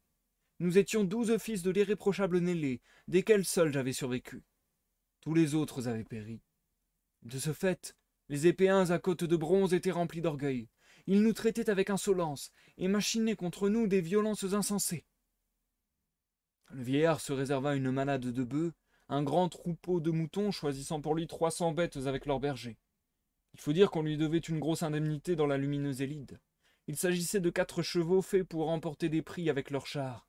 Ils étaient venus disputer un prix et devaient courir pour l'enjeu d'un trépied. Mais le seigneur suzerain Augias les avait retenus sur place en congédiant le conducteur, affligé de perdre ses chevaux. Le vieillard, irrité de ce qui avait été dit et fait, s'était donc réservé beaucoup de choses au-delà de ce qu'on peut dire. Le reste il le donna pour qu'on le répartît dans le peuple, ne voulant voir personne au départ qui fût traité sans équité. Nous étions en train de régler chacun de ces détails et d'offrir, autour de la ville, des sacrifices aux dieux quand, le 3e jour, les Épéens arrivèrent tous ensemble, eux en nombre, et leurs chevaux aux sabots massifs en une masse précipitée. Au milieu d'eux, les 2 Molions avaient pris les armes. C'étaient encore des enfants, qui n'avaient pas encore grande idée de l'impétueuse vaillance. Il est une ville, Trioessa, un tertre escarpé, au loin, sur l'Alphée, à l'extrémité du pays de Pylos la Reineuse. Ils cherchaient à y mettre le siège, avec l'ardent désir de l'écraser toute. Mais au moment où ils traversaient la plaine entière, Athéna accourut de l'Olympe en pleine nuit et vint nous annoncer que nous devions prendre les armes. Elle assembla le peuple de Pylos, qui descendit vers elle sans maugréer, tout impatient de combattre au contraire. Nélée ne me permit pas de prendre les armes et dissimula mes chevaux. Il disait que je ne savais encore rien des travaux de la guerre. Cela ne m'empêcha pas de me distinguer parmi nos hommes d'attelage, en restant homme de pied, puisque telle était la façon d'Athéna de conduire le conflit. Il est un fleuve, le Minié, qui se jette dans la mer au voisinage d'Arénée. Avec les hommes d'attelage de Pylos, ce fut là que nous attendîmes la lumineuse aurore, tandis que s'écoulaient les troupes des gens de pied. De là, en une masse précipitée, après nous être équipés de nos armes, nous parvînmes dans la journée au cours sacré de l'Alphée. Nous offrîmes là de beaux sacrifices au très puissant Zeus, puis un taureau à l'Alphée, un taureau à Poséidon, et, pour Athéna à face de chouette, une vache encore au troupeau. Ensuite nous prîmes notre souper, à travers l'armée dans nos unités, et nous dormîmes, chacun dans ses armes, aux abords du cours du fleuve. Quant aux Épéens au grand cœur, déjà ils se mettaient en place autour de la ville avec l'ardent désir de l'écraser toute. Mais avant d'y parvenir, ils virent paraître l'ampleur de l'œuvre d'Arès. Quand le lumineux soleil se leva sur la terre, la rencontre eut lieu et nous combattîmes, adressant des vœux à Zeus et à Athéna. Au moment où la lutte se fit entre Pyliens et Éléens, je fus le premier à triompher d'un homme, et je ramenai ses chevaux aux sabots massifs. C'était Moulios, le porte-lance, gendre d'Augias, dont il avait la fille aînée, la blonde Agamédée, qui connaissait autant de poisons qu'en nourrit la vaste terre. Il s'avançait contre moi. Je le frappai de ma pique armée de bronze. Il s'abattit dans la poussière. Pour moi, je m'élançai sur son char et pris place parmi les champions. Les Épéens au grand cœur s'enfuirent, tremblants, chacun de son côté, ayant vu tomber le guide des hommes d'attelage, le guerrier le plus brave au combat. Alors moi je m'élançai, pareil à un noir ouragan, et saisis 50 chars. Et auprès de chacun... Pardon. Et auprès de chacun, 2 hommes prirent, de part et d'autre, le sol avec leurs dents domptées sous ma pique. Certes, j'eusse anéanti les 2 Molions, fils d'Actor, si leur père, le tout-puissant ébranleur du sol, ne les eût sauvés de la bataille en les recouvrant d'une abondante vapeur. Alors Zeus octroya aux Pyliens une grande maîtrise. Nous suivîmes en effet les Épéens à travers l'étendue de la plaine, les tuant et ramassant leurs belles armes, jusqu'au moment où nous fîmes aller nos chars au pays de Boupration, riche en froment au rocher d'Olénos, et à la butte qu'on appelle Alésion, d'où Athéna fit rebrousser chemin au peuple de nos guerriers. Ce fut là que je tuai et laissai un dernier homme. Puis les Achéens revinrent de Boupration, dirigeant leurs prompts chevaux vers Pylos, et tous de glorifier Zeus parmi les dieux, et Nestor parmi les hommes. Tel j'étais, si je le fus jamais parmi les hommes. Achille, lui, sera seul à jouir de son mérite. Oui, j'en ai le sentiment. Il s'ensuivra pour lui bien des larmes quand son peuple aura péri. Ah, mon cher, voici les recommandations que tu reçus de Ménoïtios, le jour où il te fit partir de Phthie et t'envoya à Agamemnon. Nous étions tous 2 au-devant du logis, le divin Ulysse et moi, et entendîmes fort bien de quelle façon dans son manoir il te recommandait toutes choses. Nous étions arrivés au beau logis de Pélée, parcourant la Caïe qui tend d'être nourrie et rassemblant des hommes. Et là nous avions trouvé, au dedans du manoir, le Proménoïtios, toi, et à vos côtés Achille. Le vieillard Pélée, conducteur d'attelage, brûlait les grasses cuisses d'un bœuf en l'honneur de Zeus que réjouit la foudre dans l'enceinte de la cour. Il tenait une coupe en or, versant la libation du vin qui flamboie sur les offrandes en flammes. Vous vous occupiez, vous 2, des viandes du bœuf, et nous nous arrêtâmes, nous 2, sur le devant du portail. Achille, stupéfait, se leva d'un bond. Nous prenant par la main, il nous introduisit, nous invita à nous asseoir, et nous servit parfaitement les présents de l'hospitalité qu'il est d'usage d'offrir à des hôtes. Puis, quand nous fûmes rassasiés de manger et de boire, je pris la parole et vous invitai à marcher avec nous. Vous fûtes tout à fait consentants, et ils vous firent tous 2 maintes recommandations. Le vieillard Pélée recommanda à son fils Achille d'être toujours parmi les meilleurs et d'être supérieur aux autres. Et voici ce que de son côté te recommanda Ménoïtios, le fils d'Actor. Mon enfant, Achille par sa naissance est au-dessus de toi, mais toi tu es l'aîné. Pour la force il vaut beaucoup mieux que toi. En revanche il te faut avec application lui tenir le langage de la sagesse, lui suggérer tes conseils et lui marquer le chemin. il se laissera persuader, car c'est de son bien qu'il s'agit. Telles furent les recommandations du vieillard, mais toi, tu les oublies. Allons, tu pourrais aujourd'hui même encore dire ces choses au valeureux Achille. Peut-être se laissera-t-il persuader. Qui sait si, avec l'aide d'un dieu, tes avis ne remueraient pas son cœur. Ces choses bonnes que le conseil d'un compagnon. Et s'il cherche dans son âme à esquiver quelque oracle, si son auguste mère lui en a fait connaître un de la part de Zeus, eh bien, qu'il t'envoie, et que le reste de la troupe des Myrmidons marche avec toi, avec l'espoir que tu sois peut-être pour les Danaens la lumière, et qu'il te donne ces belles armes, pour que tu les portes en allant à la bataille. Peut-être les Troyens, te confondant avec lui, s'abstiendront-ils de combattre, et les belliqueux fils des Achéens en train de s'épuiser reprendront leur souffle. Il n'en faut pas beaucoup pour qu'on reprenne son souffle dans une bataille. Il nous serait facile, n'étant plus fatigués, de repousser des hommes fatigués du cri de guerre vers leur ville, loin des pavillons et des nefs. Telles furent ses paroles, et il émut dans sa poitrine le cœur de Patrocle, qui se mit à courir le long des nefs, vers Achille l'Éacide. Mais quand Patrocle, à force de courir, parvint au voisinage des nefs du divin Ulysse, au lieu où se faisaient leurs assemblées et leurs décrets, où se trouvaient aussi les autels de leurs dieux, Eurypylos, race de Zeus, fils de Maïon, se jeta devant lui, blessé d'une flèche à la cuisse, sortit, boitant de la bataille. La sueur qui le mouillait coulait de sa tête et de ses épaules. D'une plaie terrible sortait le ruisseau d'un sang noir. Mais son âme était ferme. En le voyant, le valeureux fils de Ménoïtios fut pris de compassion, et gémissant lui adressa des mots empennés. Guides et chefs des Danaens, ah, infortunés! Était-il dit qu'ainsi, loin des vôtres et de votre patrie, vous iriez saouler de blanche graisse les chiens rapides dans la Troade? Allons, dites-moi cela, Eurypylos, nourrisson de Zeus. Les Achéens contiendront-ils encore quelque part le prodigieux Hector? Ou vont-ils être désormais anéantis, domptés sous sa lance? Eurypylos, blessé, lui repartit alors. Non, Patrocle, race de Zeus, il n'y aura plus à secourir les Achéens. Ils vont se jeter sur leurs nefs noires. Déjà tous ceux qui jusque-là formaient notre élite gisent dans les nefs, frappés d'un trait ou blessés d'un glaive sous les coups des bras des Troyens, dont les forces se lèvent sans cesse. Mais sauve-moi, emmène-moi sur ma nef noire, fais-moi une incision, retire la flèche de ma cuisse. Nettoie-en le sang noir avec de l'eau tiède et saupoudre par-dessus les remèdes adoucissants. Les bons remèdes que tu connais, dit-on, des leçons d'Achille, qui eut des leçons de Chiron, des centaures connaissant le mieux la justice.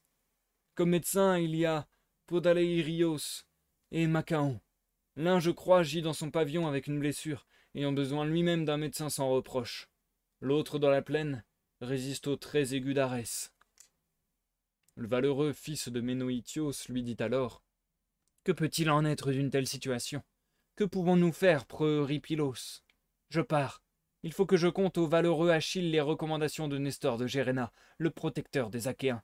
Mais même ainsi, je ne veux pas t'abandonner, épuisé comme tu l'es. » Il dit, et prenant le pasteur d'hommes sous la poitrine, il le mena dans son pavillon. Son écuyer, en le voyant, glissa sous lui des peaux de bœuf où il l'étendit. Avec un coutelas, il lui fit l'incision, et sortit de la cuisse un trait aigu des plus perçants. Il en nettoya le sang noir avec de l'eau tiède, et mit dessus, en l'écrasant de ses mains, une racine amère qui tue la douleur. Elle contint toutes les douleurs d'Eurypylos, et, tandis que la blessure séchait, le sang s'arrêta. Et c'est la fin du chant 11, les amis. Nous passons à la dernière pause de ce soir.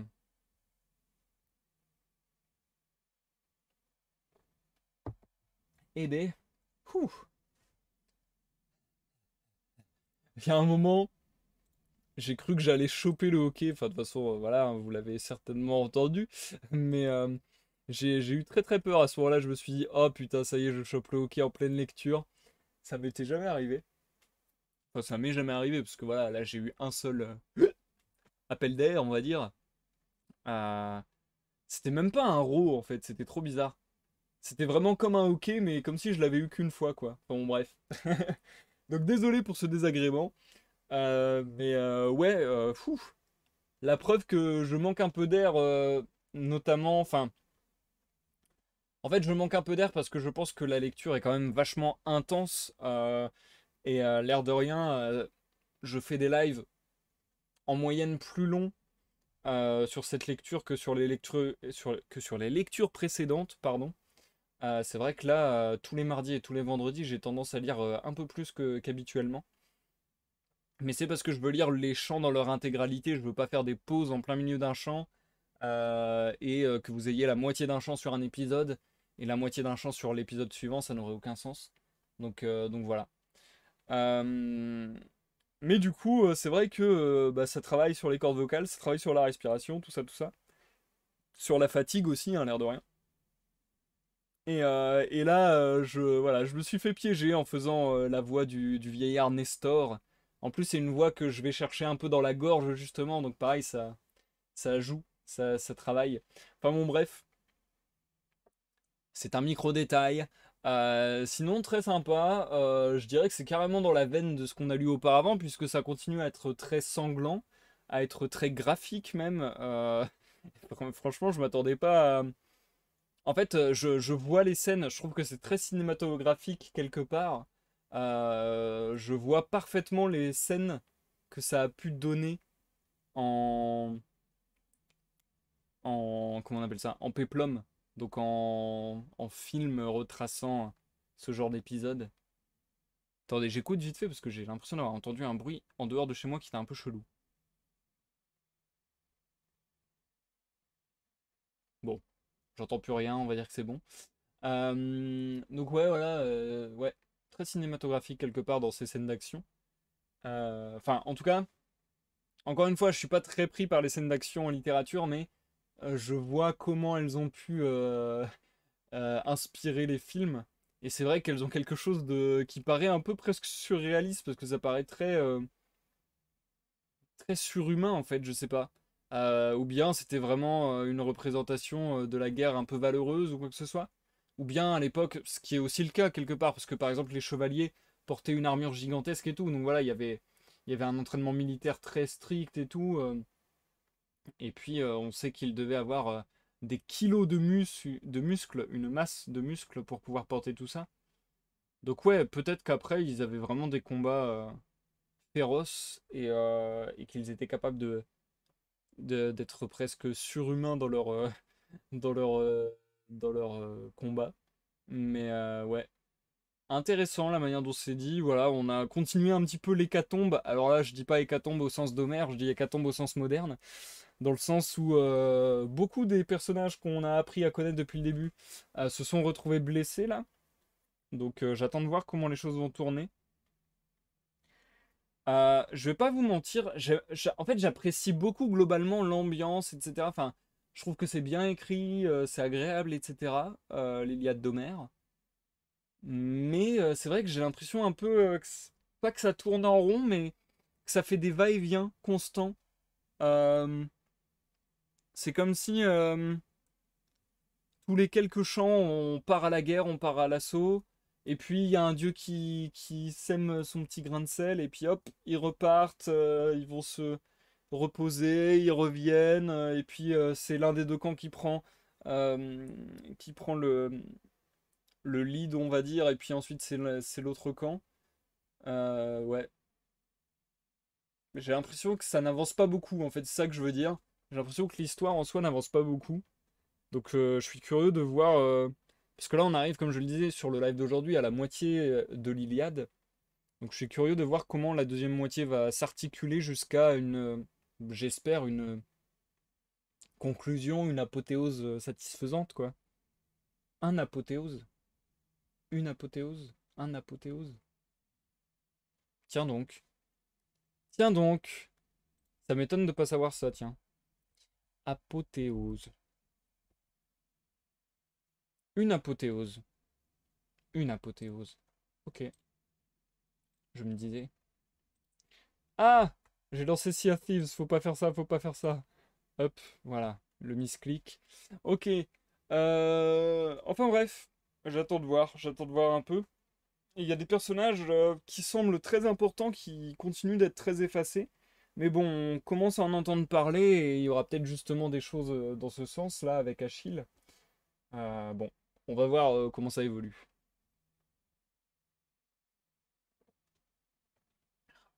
chaque fois, la boisson perd de sa fraîcheur et du coup j'ai des gouttes d'eau qui me coulent dessus, c'est terrible. Ouf. Ouais, c'est quand même très sportif cette lecture, hein. Pour vous dire, j'ai presque hésité à me dire je fais une pause entre les 12 premiers chants et les 12 derniers. Parce que c'est quand même vachement sportif. Et puis l'air de rien, s'il reste encore 12 chants, ça veut dire qu'il va nous rester encore 6 lives. Ça va nous mener jusqu'à loin ça. Un, 2. Ça veut dire qu'il nous reste 3 semaines en gros. Ah ouais, quand même, hein. Quand même, quand même, hein. Ouais, je me ferai peut-être une pause. Je sais pas, je vous tiendrai au courant de toute manière lundi comme d'habitude. Sur Facebook, Twitter, Discord et Twitch. Je mets le programme de la semaine. Mais je vais peut-être faire une courte pause, genre mardi, enfin, une courte pause lecture. C'est-à-dire que je continue les lives, etc., etc., tout le reste de mes activités, mais juste un peu prendre les distances de la lecture. Je la trouve très cool, mais vraiment intense. Donc, ouais, peut-être juste sauter la lecture de mardi pour reprendre vendredi, ça pourrait être sympa. Faut que je vois. J'y réfléchirai. Selon aussi mon état de fatigue, de motivation, etc. Parce que je vous avoue que par exemple, en amont, je regarde à peu près combien de pages font les chants. Et par exemple, la prochaine fois, je devrais vous lire le chant 13 et 14 du coup. Et là, par exemple, si je regarde dans l'après-midi, avant le live, le chant 13, et que je vois qu'il fait 20 pages, eh bien je me dis, putain, ça va être dur. Je me dis, putain, ça va être sportif, j'ai pas d'autres mots. Ça va être soutenu, quoi. Euh, Sachant qu'en plus, le chant 14 fait 10 pages pour le coup. Ça veut dire 30 pages en une soirée. Et 30 pages, c'est beaucoup, beaucoup sur cette œuvre. Donc voilà. Ouais. Ouais, ouais, il est pas exclu que je fasse une petite pause mardi, je crois. Je réfléchis. Mais ouais, en tout cas, ouais, ouais. En fait, je réfléchis à voix haute. En vrai, ce serait peut-être même pas mal. Parce que si j'ai travaillé d'ici là, comme il se doit, le nouvel overlay, ça me permettrait peut-être de le mettre à jour d'ici le live de vendredi. Même si ça m'étonnerait que tout le nouvel overlay soit prêt dès la semaine prochaine, mais peut-être que ça me permettrait de faire des tests ou de commencer à aller dans ce sens en tout cas. Hmm, intéressant. J'y réfléchirai. J'y réfléchirai et je vous tiendrai au courant, bien entendu. Allez, allez, allez. Motivation pour la suite de la lecture. Encore 10 pages. Let's go. Je crois que c'est à peu près ça. Et on passe au champ 12. Je vais changer le titre du live vite fait. C'est vrai que j'avais oublié de le faire la dernière fois, par exemple. Hop. J'ai pas toujours le réflexe. Bon, c'est pas d'une extrême importance non plus, hein. Hop. Ouais, c'est ça. On a 10 pages devant nous. Et le champ 12 a l'air de prendre la suite directe du champ 11 pour le coup. Donc j'espère que vous avez les derniers événements bien en tête. On est reparti. Bonne écoute à tous, que vous me regardiez en live sur Twitch ou en rediffusion sur YouTube. A tout à l'heure pour l'outro du live. Chant 12. C'était ainsi que, dans le pavillon, le valeureux fils de Ménoïtios s'appliquait à guérir Eurypylos blessé. Les autres, Argiens et Troyens, combattaient en troupes. Et il n'était pas dit que le fossé des Danaens tiendrait encore, ni le mur au-delà, qu'ils avaient fait pour la défense des nefs. Ils avaient mené le fossé tout autour, sans offrir aux dieux de glorieuses hécatombes. Leur but était de protéger le mur qui contenait les nefs rapides et un abondant butin. Mais ils l'avaient bâti contre le gré des dieux immortels. Non, ils n'en avaient pas pour longtemps à demeurer en place. Tant qu'Hector était vivant, Achille plein de colère, la ville du seigneur Priam protégée de la ruine, oui, le grand mur des Achéens demeura en place. Mais quand toute l'élite troyenne eut trouvé le trépas, que chez les Argiens, D'aucuns peut-être survécurent, mais beaucoup d'autres furent domptés par la mort, que la 10e année, la ville de Priam fut ruinée, et que les Argiens sur leur nef furent partis pour leur patrie, Poséidon et Apollon formèrent le projet de supprimer le mur, en amenant les fleuves en colère, tous ceux qui précipitent leurs eaux des monts de l'Ida vers la mer, le Rhésos, l'Heptaporos, le Carésos, le Rhodios, le Granique, l'Aïsépos, le divin Scamandre et le Simoïs. Près de qui nombre de boucliers de cuir et de casques s'abattirent dans la poussière, avec la race des hommes qui furent des demi-dieux. Phoibos Apollon fit converger les bouches de tous ces fleuves. Pendant 9 jours, il lança leur courant sur le mur, et Zeus fit pleuvoir sans discontinuer, pour que la muraille s'en allât plus vite flotter sur la mer. Les branleurs de la terre en personne, le trident à la main, marchaient en tête, et faisant partir avec les vagues toutes les fondations de pierres et de billes de bois qu'avaient posées les Achéens, au prix de leur peine il les nivela, au bord des forts courants de l'Hellespont.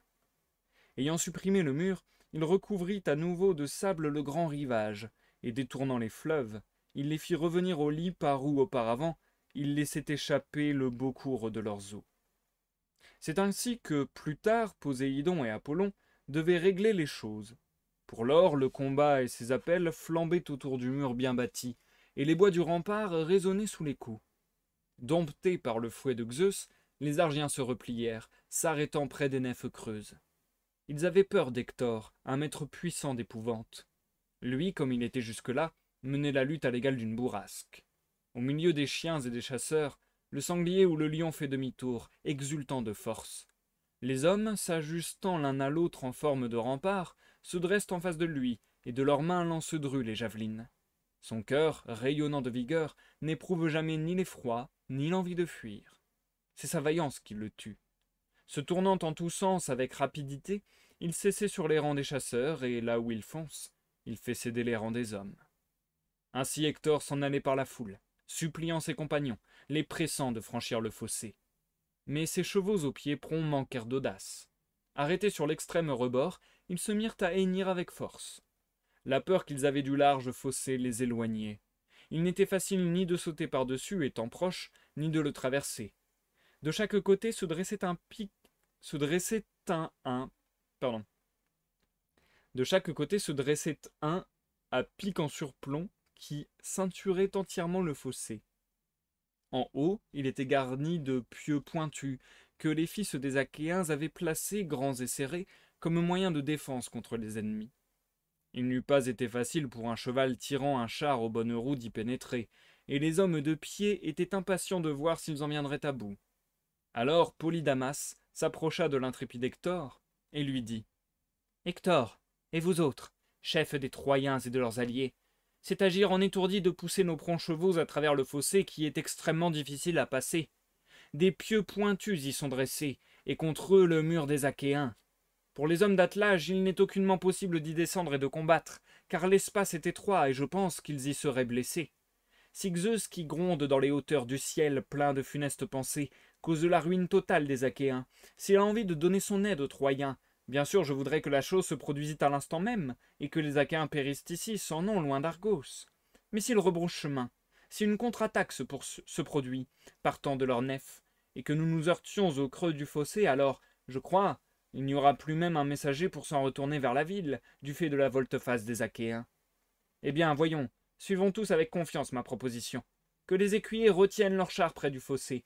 Nous-mêmes, en fantassins, de nos armes équipées, massons-nous et suivons tous Hector.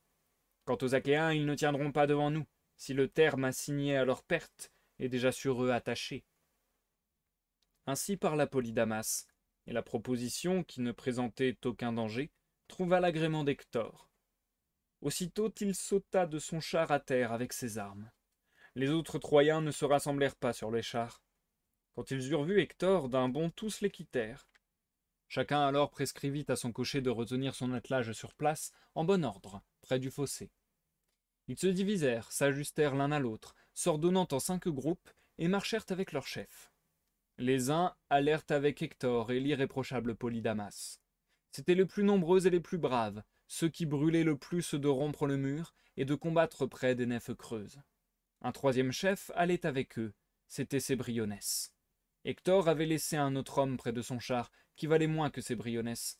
Les hommes du deuxième groupe avaient pour chef Paris, Alcatoos et Agénor. Ceux du troisième, Hélénos et Déiphobe, d'apparence divine, deux fils de Priam. Le troisième chef étant le preux Asios l'Irtacide, que de grands chevaux fauves quittant le Séléis avaient apporté d'Arisbée. Ceux du quatrième groupe avaient pour chef le noble fils d'Anchise, Énée, et les deux fils d'Anténor avec lui, Archélocos et Acamas, experts en tout combat. Sarpédon marcha en tête des très glorieux alliés, ayant choisi en outre Glaucos et le belliqueux Astéropaios. Il lui avait paru tranché pour la bravoure sur les autres du moins après lui. On le remarquait, lui, fut-il mêlé à tous les autres. Quand ils se furent l'un à l'autre ajustés, avec leurs boucliers bien ouvrés de peau de bœuf, ils marchèrent impatients droit aux Danaens, pensant qu'ils ne tiendraient plus, mais se jetteraient sur leur nef noire. Les Troyens alors et leurs alliés au loin renommés obéirent au conseil de l'irréprochable Polydamas, hormis Asios l'Irtacide, chef des guerriers. Il ne consentit pas à laisser sur place son attelage et son écuyer, le conducteur de son char, mais les voulut avec lui pour s'approcher des nefs rapides. Quel enfant! Il ne devait pas échapper au funeste Caire, et, tout fier de ses chevaux et de son char, sans revenir des nefs vers Ilion l'éventé. Avant cela, par la javeline d'Idoménée, le glorieux fils de Deucalion, un destin maudit de son voile l'enveloppa. Il se rendit sur la gauche des nefs, à l'endroit où les Achéens, en quittant la plaine, étaient revenus avec leurs chevaux et leurs chars. Ayant poussé jusque-là ses chevaux et son char, quand il fut à la porte, il n'en trouva pas les battants fermés ni la longue barre.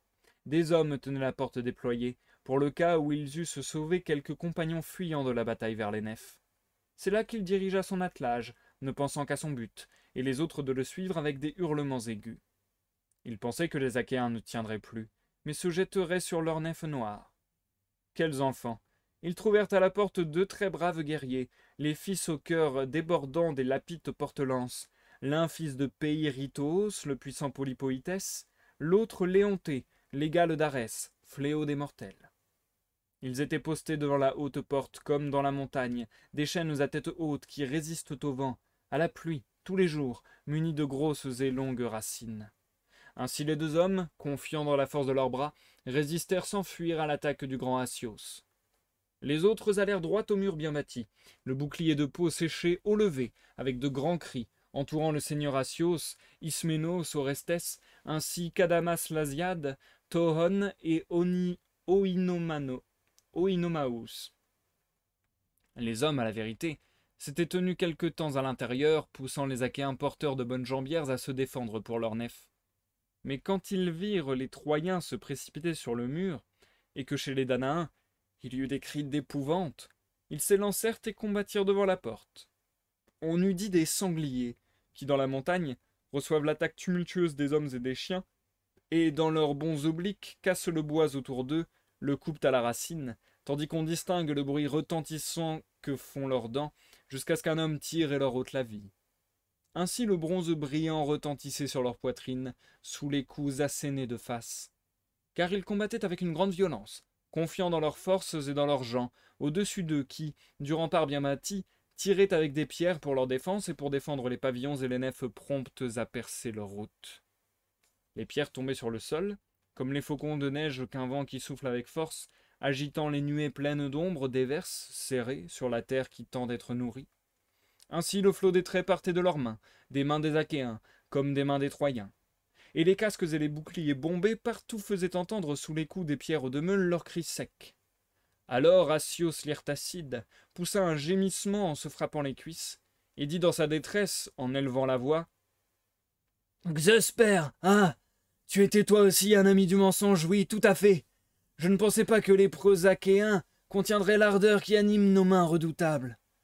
Ils sont comme les guêpes au thorax étincelant, ou les abeilles qui font leur logis sur un chemin rocailleux, n'abandonnant pas le creux de leur demeure, résistant aux chasseurs, se défendant pour protéger les jeunes.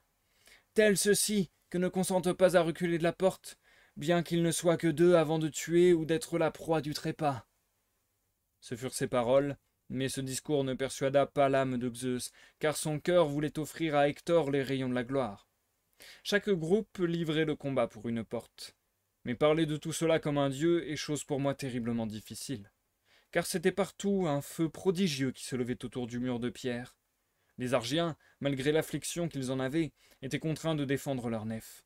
Et les dieux avaient le cœur affligé, tous les dieux qui dans le combat étaient le secours des Danaens. Les Lapites s'étaient engagés dans la bataille, dans la tuerie, et alors le fils de Péirithóos, le puissant Polypoïtès, de sa pique frappa Damassos, en traversant son casque aux joues de bronze. Le bronze du casque ne l'arrêta pas. La pointe de bronze traversa, et en avançant rompit l'os, et la cervelle au-dedans tout entière jaillit en éclaboussures. Il l'avait dompté en pleine ardeur. Et puis il tua Pylone et Orménos, et Léonté, le rejeton d'Arès, donna un coup de sa pique au fils d'Antimachos, Hippomachos, qui l'atteignit contre le ceinturon. Après cela, tirant son glaive aigu du fourreau, il s'élança à travers la foule, et pour commencer frappa au corps à corps Antiphatès, qui vint s'abattre à la renverse contre le sol. Et puis ce furent Ménone, Iamenos et Orestès. À tous successivement, il fit rencontrer la terre qui tend d'être nourrie. Pendant qu'il dépouillait ses guerriers de leurs armes éblouissantes, les jeunes gens qui avaient suivi Hector et Polydamas et qui, étant les plus nombreux et les plus braves, brûlaient le plus de rompre le mur et avec le feu d'incendier les nefs, étaient encore à hésiter, debout, près du fossé.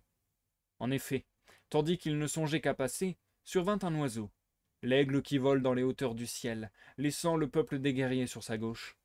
Dans ses serres, il portait un monstrueux serpent, rouge sang, vivant encore, se débattant, n'oubliant pas encore les joies de la lutte.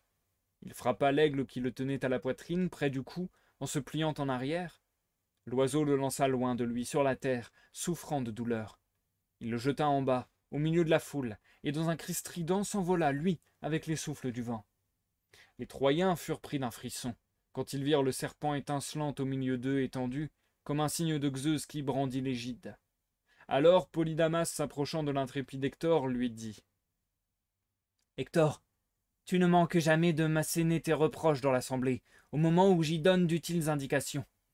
Quand on est un simple citoyen, non, il n'est pas séant de parler en dehors de la ligne, ni au conseil, ni jamais à la guerre. Ce qui sied, c'est de faire croître de jour en jour ta puissance. Maintenant encore, je parlerai selon l'idée qui me semble être la meilleure. N'allons pas au combat pour leur nef contre les Danaens, car voici selon moi ce qui va s'accomplir, si véritablement, tandis que les Troyens ne songeaient qu'à passer, survint cet oiseau, l'aigle qui vole dans les hauteurs du ciel, laissant le peuple des guerriers sur sa gauche, dans ses serres portant un monstrueux serpent rouge sang vivant encore, et s'il l'a lâché tout d'un coup, avant d'atteindre son logis, sans achever de l'emporter pour le donner à ses petits. Il en sera de même pour nous.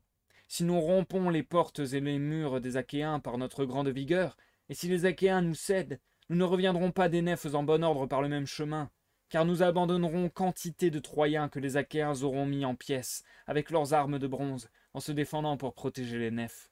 Telle serait l'interprétation d'un devin qui, dans son cœur, s'y connaîtrait sûrement en présage, et à qui les hommes obéiraient. Hector, au casque étincelant, le regarda en dessous et lui dit « Polydamas, je n'aime plus le discours que tu tiens là, et tu sais concevoir bien d'autres avis meilleurs que celui-ci.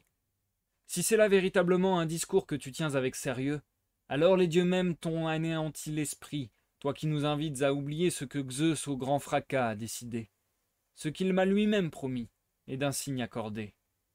Oui, tu nous engages, toi, à nous fier aux oiseaux qui tendent leurs ailes, de quoi je ne m'inquiète ni ne m'occupe aucunement, qu'ils aillent à droite vers l'aurore et vers le soleil, ou si tu veux à gauche vers les brumes de l'Occident obscur.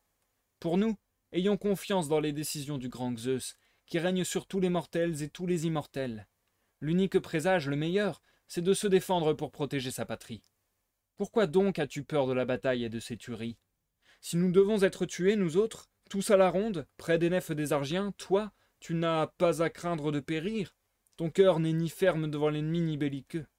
Mais si tu te tiens loin du carnage, ou si tu en abuses un autre par tes propos et le détournes de la bataille, à l'instant même, sous les coups de ma pique, tu perdras la vie. » Ayant ainsi parlé, il marcha le premier, et les autres le suivirent dans un bruit prodigieux.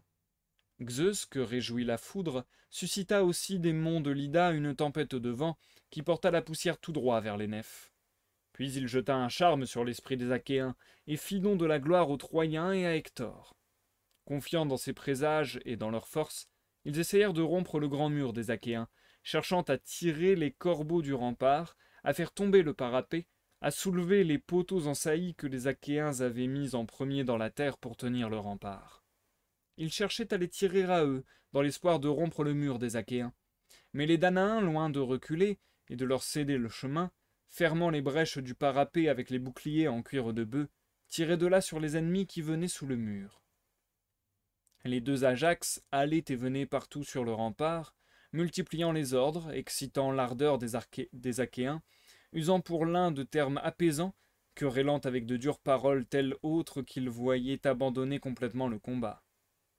Mes amis, Argiens d'élite, soldats de moindre valeur ou de l'entre-deux, puisque, à prendre tous les guerriers, il n'en est point de semblable dans la bataille, aujourd'hui tout le monde a de l'ouvrage. Vous comprenez cela de vous-même, je suppose. Ayant ouï l'exhortation, que nul n'ait le dos tourné vers les nefs, non, lancez-vous en avant, et encouragez-vous mutuellement, dans l'espoir que l'Olympien, Zeus qui lance l'éclair, vous accorde de repousser la lutte et de chasser les ennemis vers la ville. Ainsi leur clameur suscitait chez les Achéens l'envie de combattre. Et il en était des guerriers comme les flocons de neige qui tombent drus, un jour d'hiver, où Zeus, aux habiles desseins, se met à neiger, révélant aux hommes ses flèches à lui, qu'il ne cesse d'épandre, quand il a fait coucher les vents, jusqu'à couvrir les cimes des hauts monts, les sommets des caps, les plaines remplies de lotus, les grasses terres où cultivent les hommes. Et les voilà sur la mer blanchissante étalée, sur les ports, les pointes escarpées, et les flots déferlants les arrêtent, mais toutes autres choses par-dessus en sont enveloppées, quand sur elles vient peser l'averse de Zeus. Ainsi des guerriers. Les pierres s'envolaient drues dans les deux directions, tandis qu'on les lançait les unes vers les Troyens, les autres des Troyens vers les Achéens. Et c'était un fracas qui se levait au-dessus du mur entier. Même alors les Troyens ni l'illustre Hector n'eussent rompu la porte du mur et la longue barre, si Zeus aux habiles desseins n'avait poussé sur les Argiens son fils Sarpédon, tel un lion sur des bœufs noirs. À l'instant, il tint devant lui son beau bouclier de bronze parfaitement balancé, travaillé au marteau.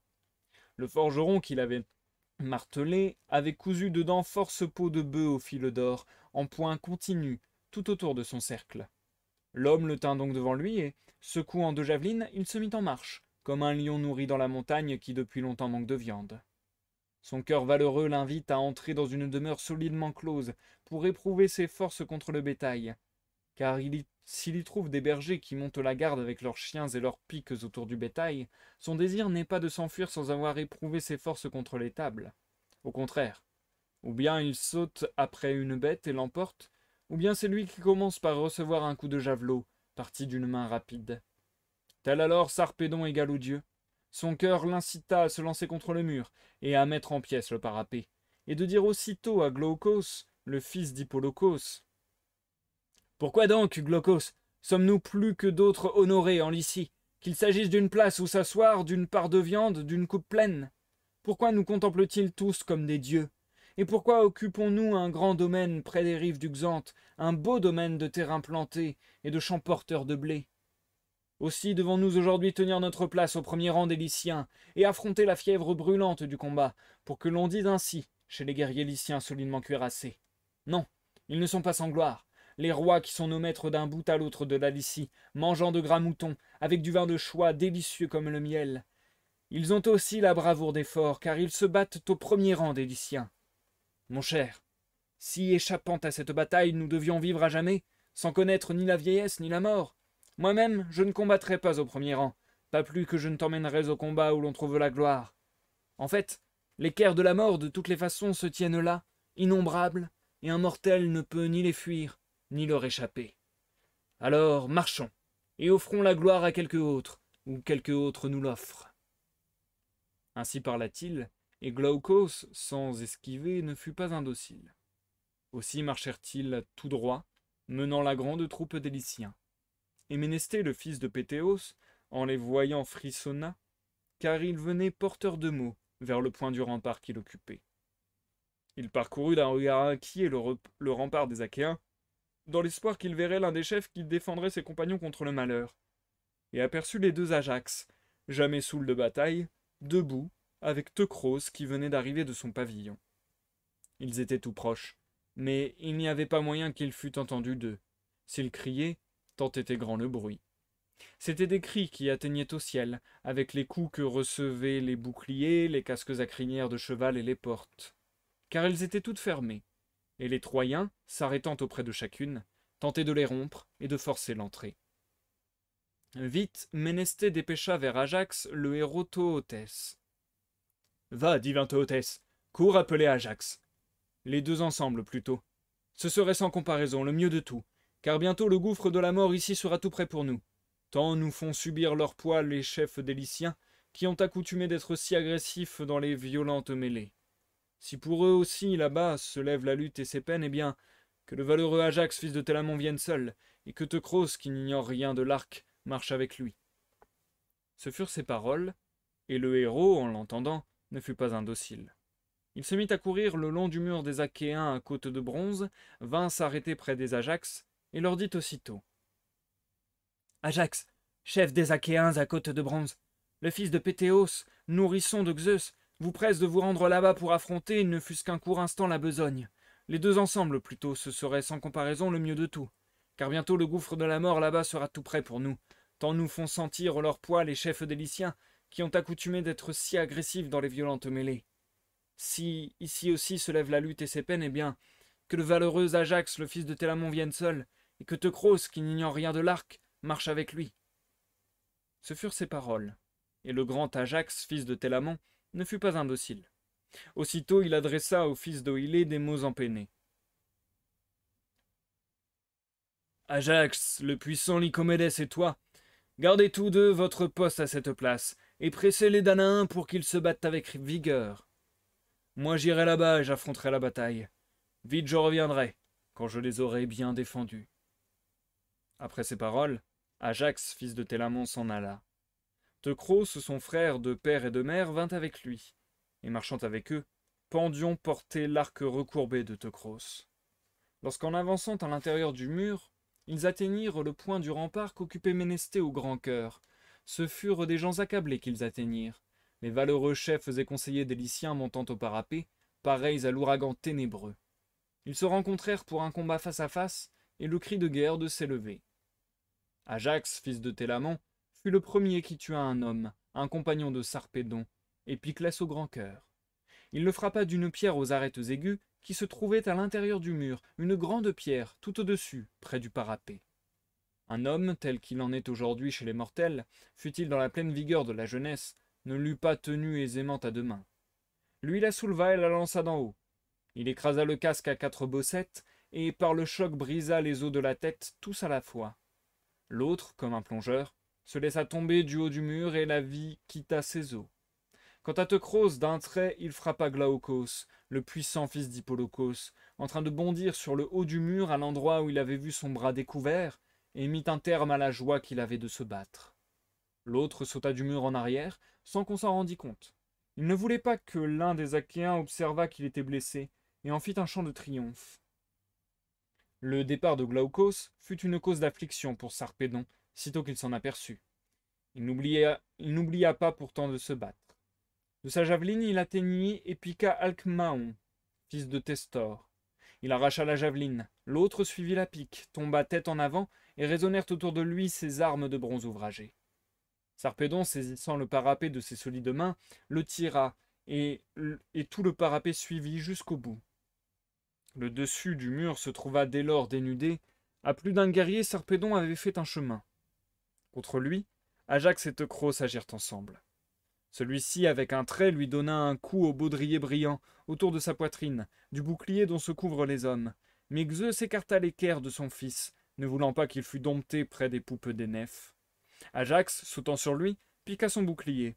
La javeline ne s'avança ni ne traversa, mais d'un rude coup elle rejeta Sarpédon que l'ardeur animait. Il s'éloigna du parapet à faible distance, sans reculer entièrement, car son cœur espérait gagner la gloire. Il fit volte-face et lança un appel aux Lyciens égaux aux dieux. « Lyciens, pourquoi renoncez-vous ainsi à votre impétueuse vaillance? Il est terriblement difficile pour moi, quelle que soit ma force, de rompre seul l'obstacle et de faire un chemin près des nefs. Joignez-vous à moi. Plus on est, croyez-moi, mieux vaut le travail. » Ainsi parla-t-il, et eux, pris de peur aux cris menaçants de leur seigneur, autour de leur seigneur porteur de conseils, accrurent leur pesée sur l'ennemi. Les Argiens, de l'autre côté, affermissaient leur ligne à l'intérieur du mur. La besogne aux guerriers paraissait énorme. Ni les vaillants Lyciens ne pouvaient rompre le mur des Danaens et faire un chemin près des nefs, ni à aucun moment les Danaens porte-lances ne pouvaient repousser les Lyciens du mur, dès l'instant qu'ils s'en étaient approchés. Pour une affaire de limite, deux hommes bataillent, bâton d'arpenteur en main, dans un champ qu'ils possèdent en commun. Dans un petit espace, ils se querellent pour l'égalité des parts. De même, le parapet les séparait, mais eux par-dessus se déchiraient l'un à l'autre, autour de la poitrine, leurs boucliers bien arrondis en cuir de bœuf, leurs targes empennés de peau velue. Beaucoup étaient blessés dans leurs chars par le bronze sans pitié, ceux qui avaient fait demi-tour, tandis qu'on luttait, et s'étaient découvert le plat du dos, mais beaucoup à travers le bouclier lui-même.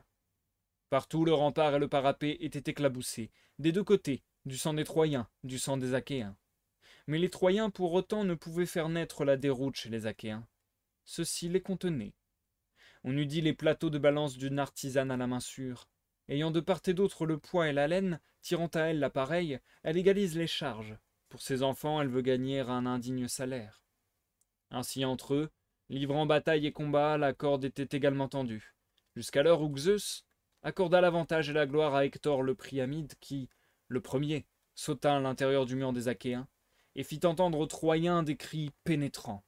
« Troyens dompteurs de chevaux, venez vite, rompez le mur des Argiens, et lancez sur les nefs un feu prodigieux !» Ce furent ces pressantes paroles, et tous eurent des oreilles pour l'entendre. Ils partirent tout droit vers le mur, en une masse, et de monter sur les corbeaux, tenant les piques appointies. Hector saisit et porta une pierre qui était là devant la porte. Grosse à la base, elle formait une pointe au-dessus. Deux hommes, les plus forts de leur pays, tels qu'il en est aujourd'hui chez les mortels, ne l'eussent pas aisément remuée pour la mettre du sol sur un chariot. Mais lui la brandit facilement, et tout seul. Le fils de Cronos, au dessin tortueux, la lui rendit légère. Un berger, qui porte aisément la tonte d'un bélier, la prend d'une main et c'est une charge qui lui pèse peu. Tel Hector, ayant soulevé la pierre, la portait droite au battant qui formait l'épaisse protection de la porte solidement ajustée, la porte haute à deux vantaux. Deux barres qui se croisaient au-dedans les tenaient. Une clé unique y était ajustée. Il vint se poster tout près et lança la pierre en plein dedans, les jambes bien écartées, de peur que son projectile ne manquât de force. Il arracha les deux gonds. La pierre tomba pesamment à l'intérieur. La porte fit entendre alentour un grand mugissement. Les barres ne tinrent pas, et les battants furent de côté et d'autres dispersés sous l'effet du jet de la pierre. L'illustre Hector sauta à l'intérieur. L'aspect de son visage égalait la nuit rapide. Il brillait du bronze effrayant qui enveloppait son corps et tenait deux pics à la main. Nul ne l'eût affronté, hormis les dieux, pour l'arrêter, quand il fit irruption à l'intérieur des portes. La flamme du feu était dans ses yeux. Il se tourna vers la foule et donna l'ordre aux Troyens de franchir le mur. Ils obéirent à ses ordres pressants. Aussitôt les uns franchirent le mur, les autres se déversèrent par les portes bien faites elles-mêmes. Les Danaens s'enfuirent à travers les nefs creuses, et ce fut un tumulte que rien ne pouvait abolir.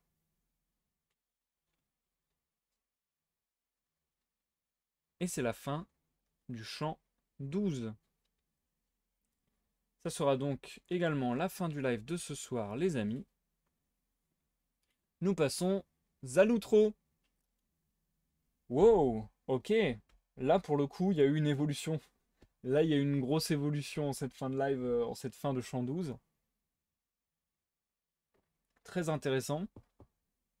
C'est un peu dommage, je trouve. Enfin, en fait, c'est marrant les interventions divines, même si, encore une fois, c'est difficile de comprendre la psychologie des dieux parce que t'as vraiment l'impression qu'ils pourraient faire ce qu'ils veulent, absolument ce qu'ils veulent. Donc du coup, le fait qu'ils puissent faire absolument ce qu'ils veulent, c'est presque à se demander pourquoi ils font pas plus que plutôt juste une fois de temps en temps. Ah, ça se passe pas comme je voudrais exactement, je vais juste changer un tout petit peu ce curseur, hop. Ah voilà, ça y est, c'est bon, ils reprennent le dessus. C'est un peu bizarre, je trouve, ce truc-là, mais bon, c'est comme ça, quoi.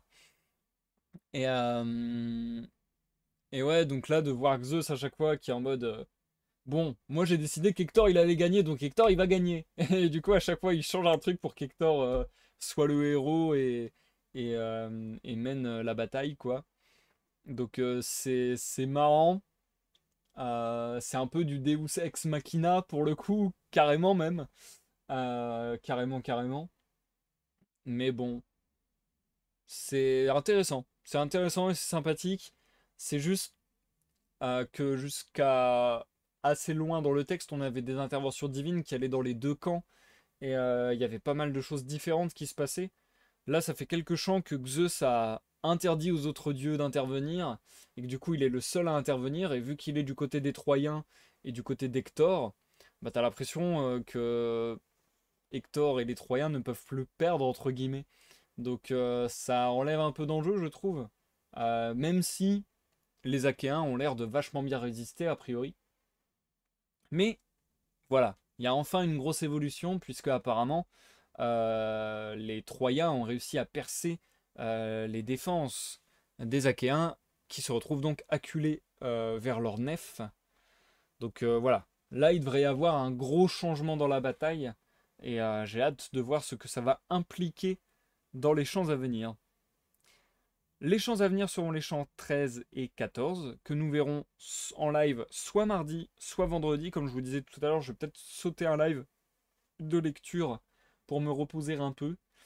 Euh, et puis, sinon, bah, comme d'habitude, si vous avez suivi cette lecture sur YouTube, n'hésitez pas à laisser un like ou un dislike selon votre appréciation de la vidéo, selon votre appréciation de la lecture. N'hésitez pas à laisser un commentaire sur l'œuvre, à discuter de tout et de rien, de ce que j'ai pu dire dans les pauses et les intros, ou tout simplement de votre avis sur le bouquin. Euh, N'hésitez pas à vous abonner, n'hésitez pas à partager, vous connaissez tout ça, c'est hyper important et ça aide vraiment énormément les chaînes, d'autant plus quand elles sont petites comme moi. Donc voilà, merci d'avance à ceux qui prennent le temps de faire ça, ça fait plaisir. Et puis ouais, on est bon. Dimanche à 21h, il y aura certainement la veillée sur mon Discord pour ceux qui désirent tout simplement se poser, discuter, jouer à des jeux de société, à des jeux vidéo. Ça, il n'y a pas de souci, ça devrait avoir lieu. Et puis, bah, du coup, plus de live pour cette fin de semaine. Sauf que, en vrai, petit secret, il y a de grandes chances qu'il y ait un live de routine guitaresque, soit demain dans l'après-midi, soit dimanche dans l'après-midi, je sais pas trop. Entre 30 minutes et 1h30 de guitare, je pense. Je pense que je vais faire le mini-concert que je voulais vous faire en live, bah, que je vous ai fait en live là, à la fin de l'année passée. Je pense que je vais le réviser à la guitare, parce que j'aimerais bien vous le reperforme à l'occasion en meilleure qualité, quoi. Donc ouais, je pense que je vais m'entraîner à faire ça là. Bref, euh, voilà, plein de bonnes choses arrivent sur Planétéo. Je sais que c'est un peu en dents de scie. Il y a des projets qui vont et viennent, pardon. Il y a des émissions qui vont et viennent. Il y a des émissions dont je vous parle et qui au final n'arrivent pas.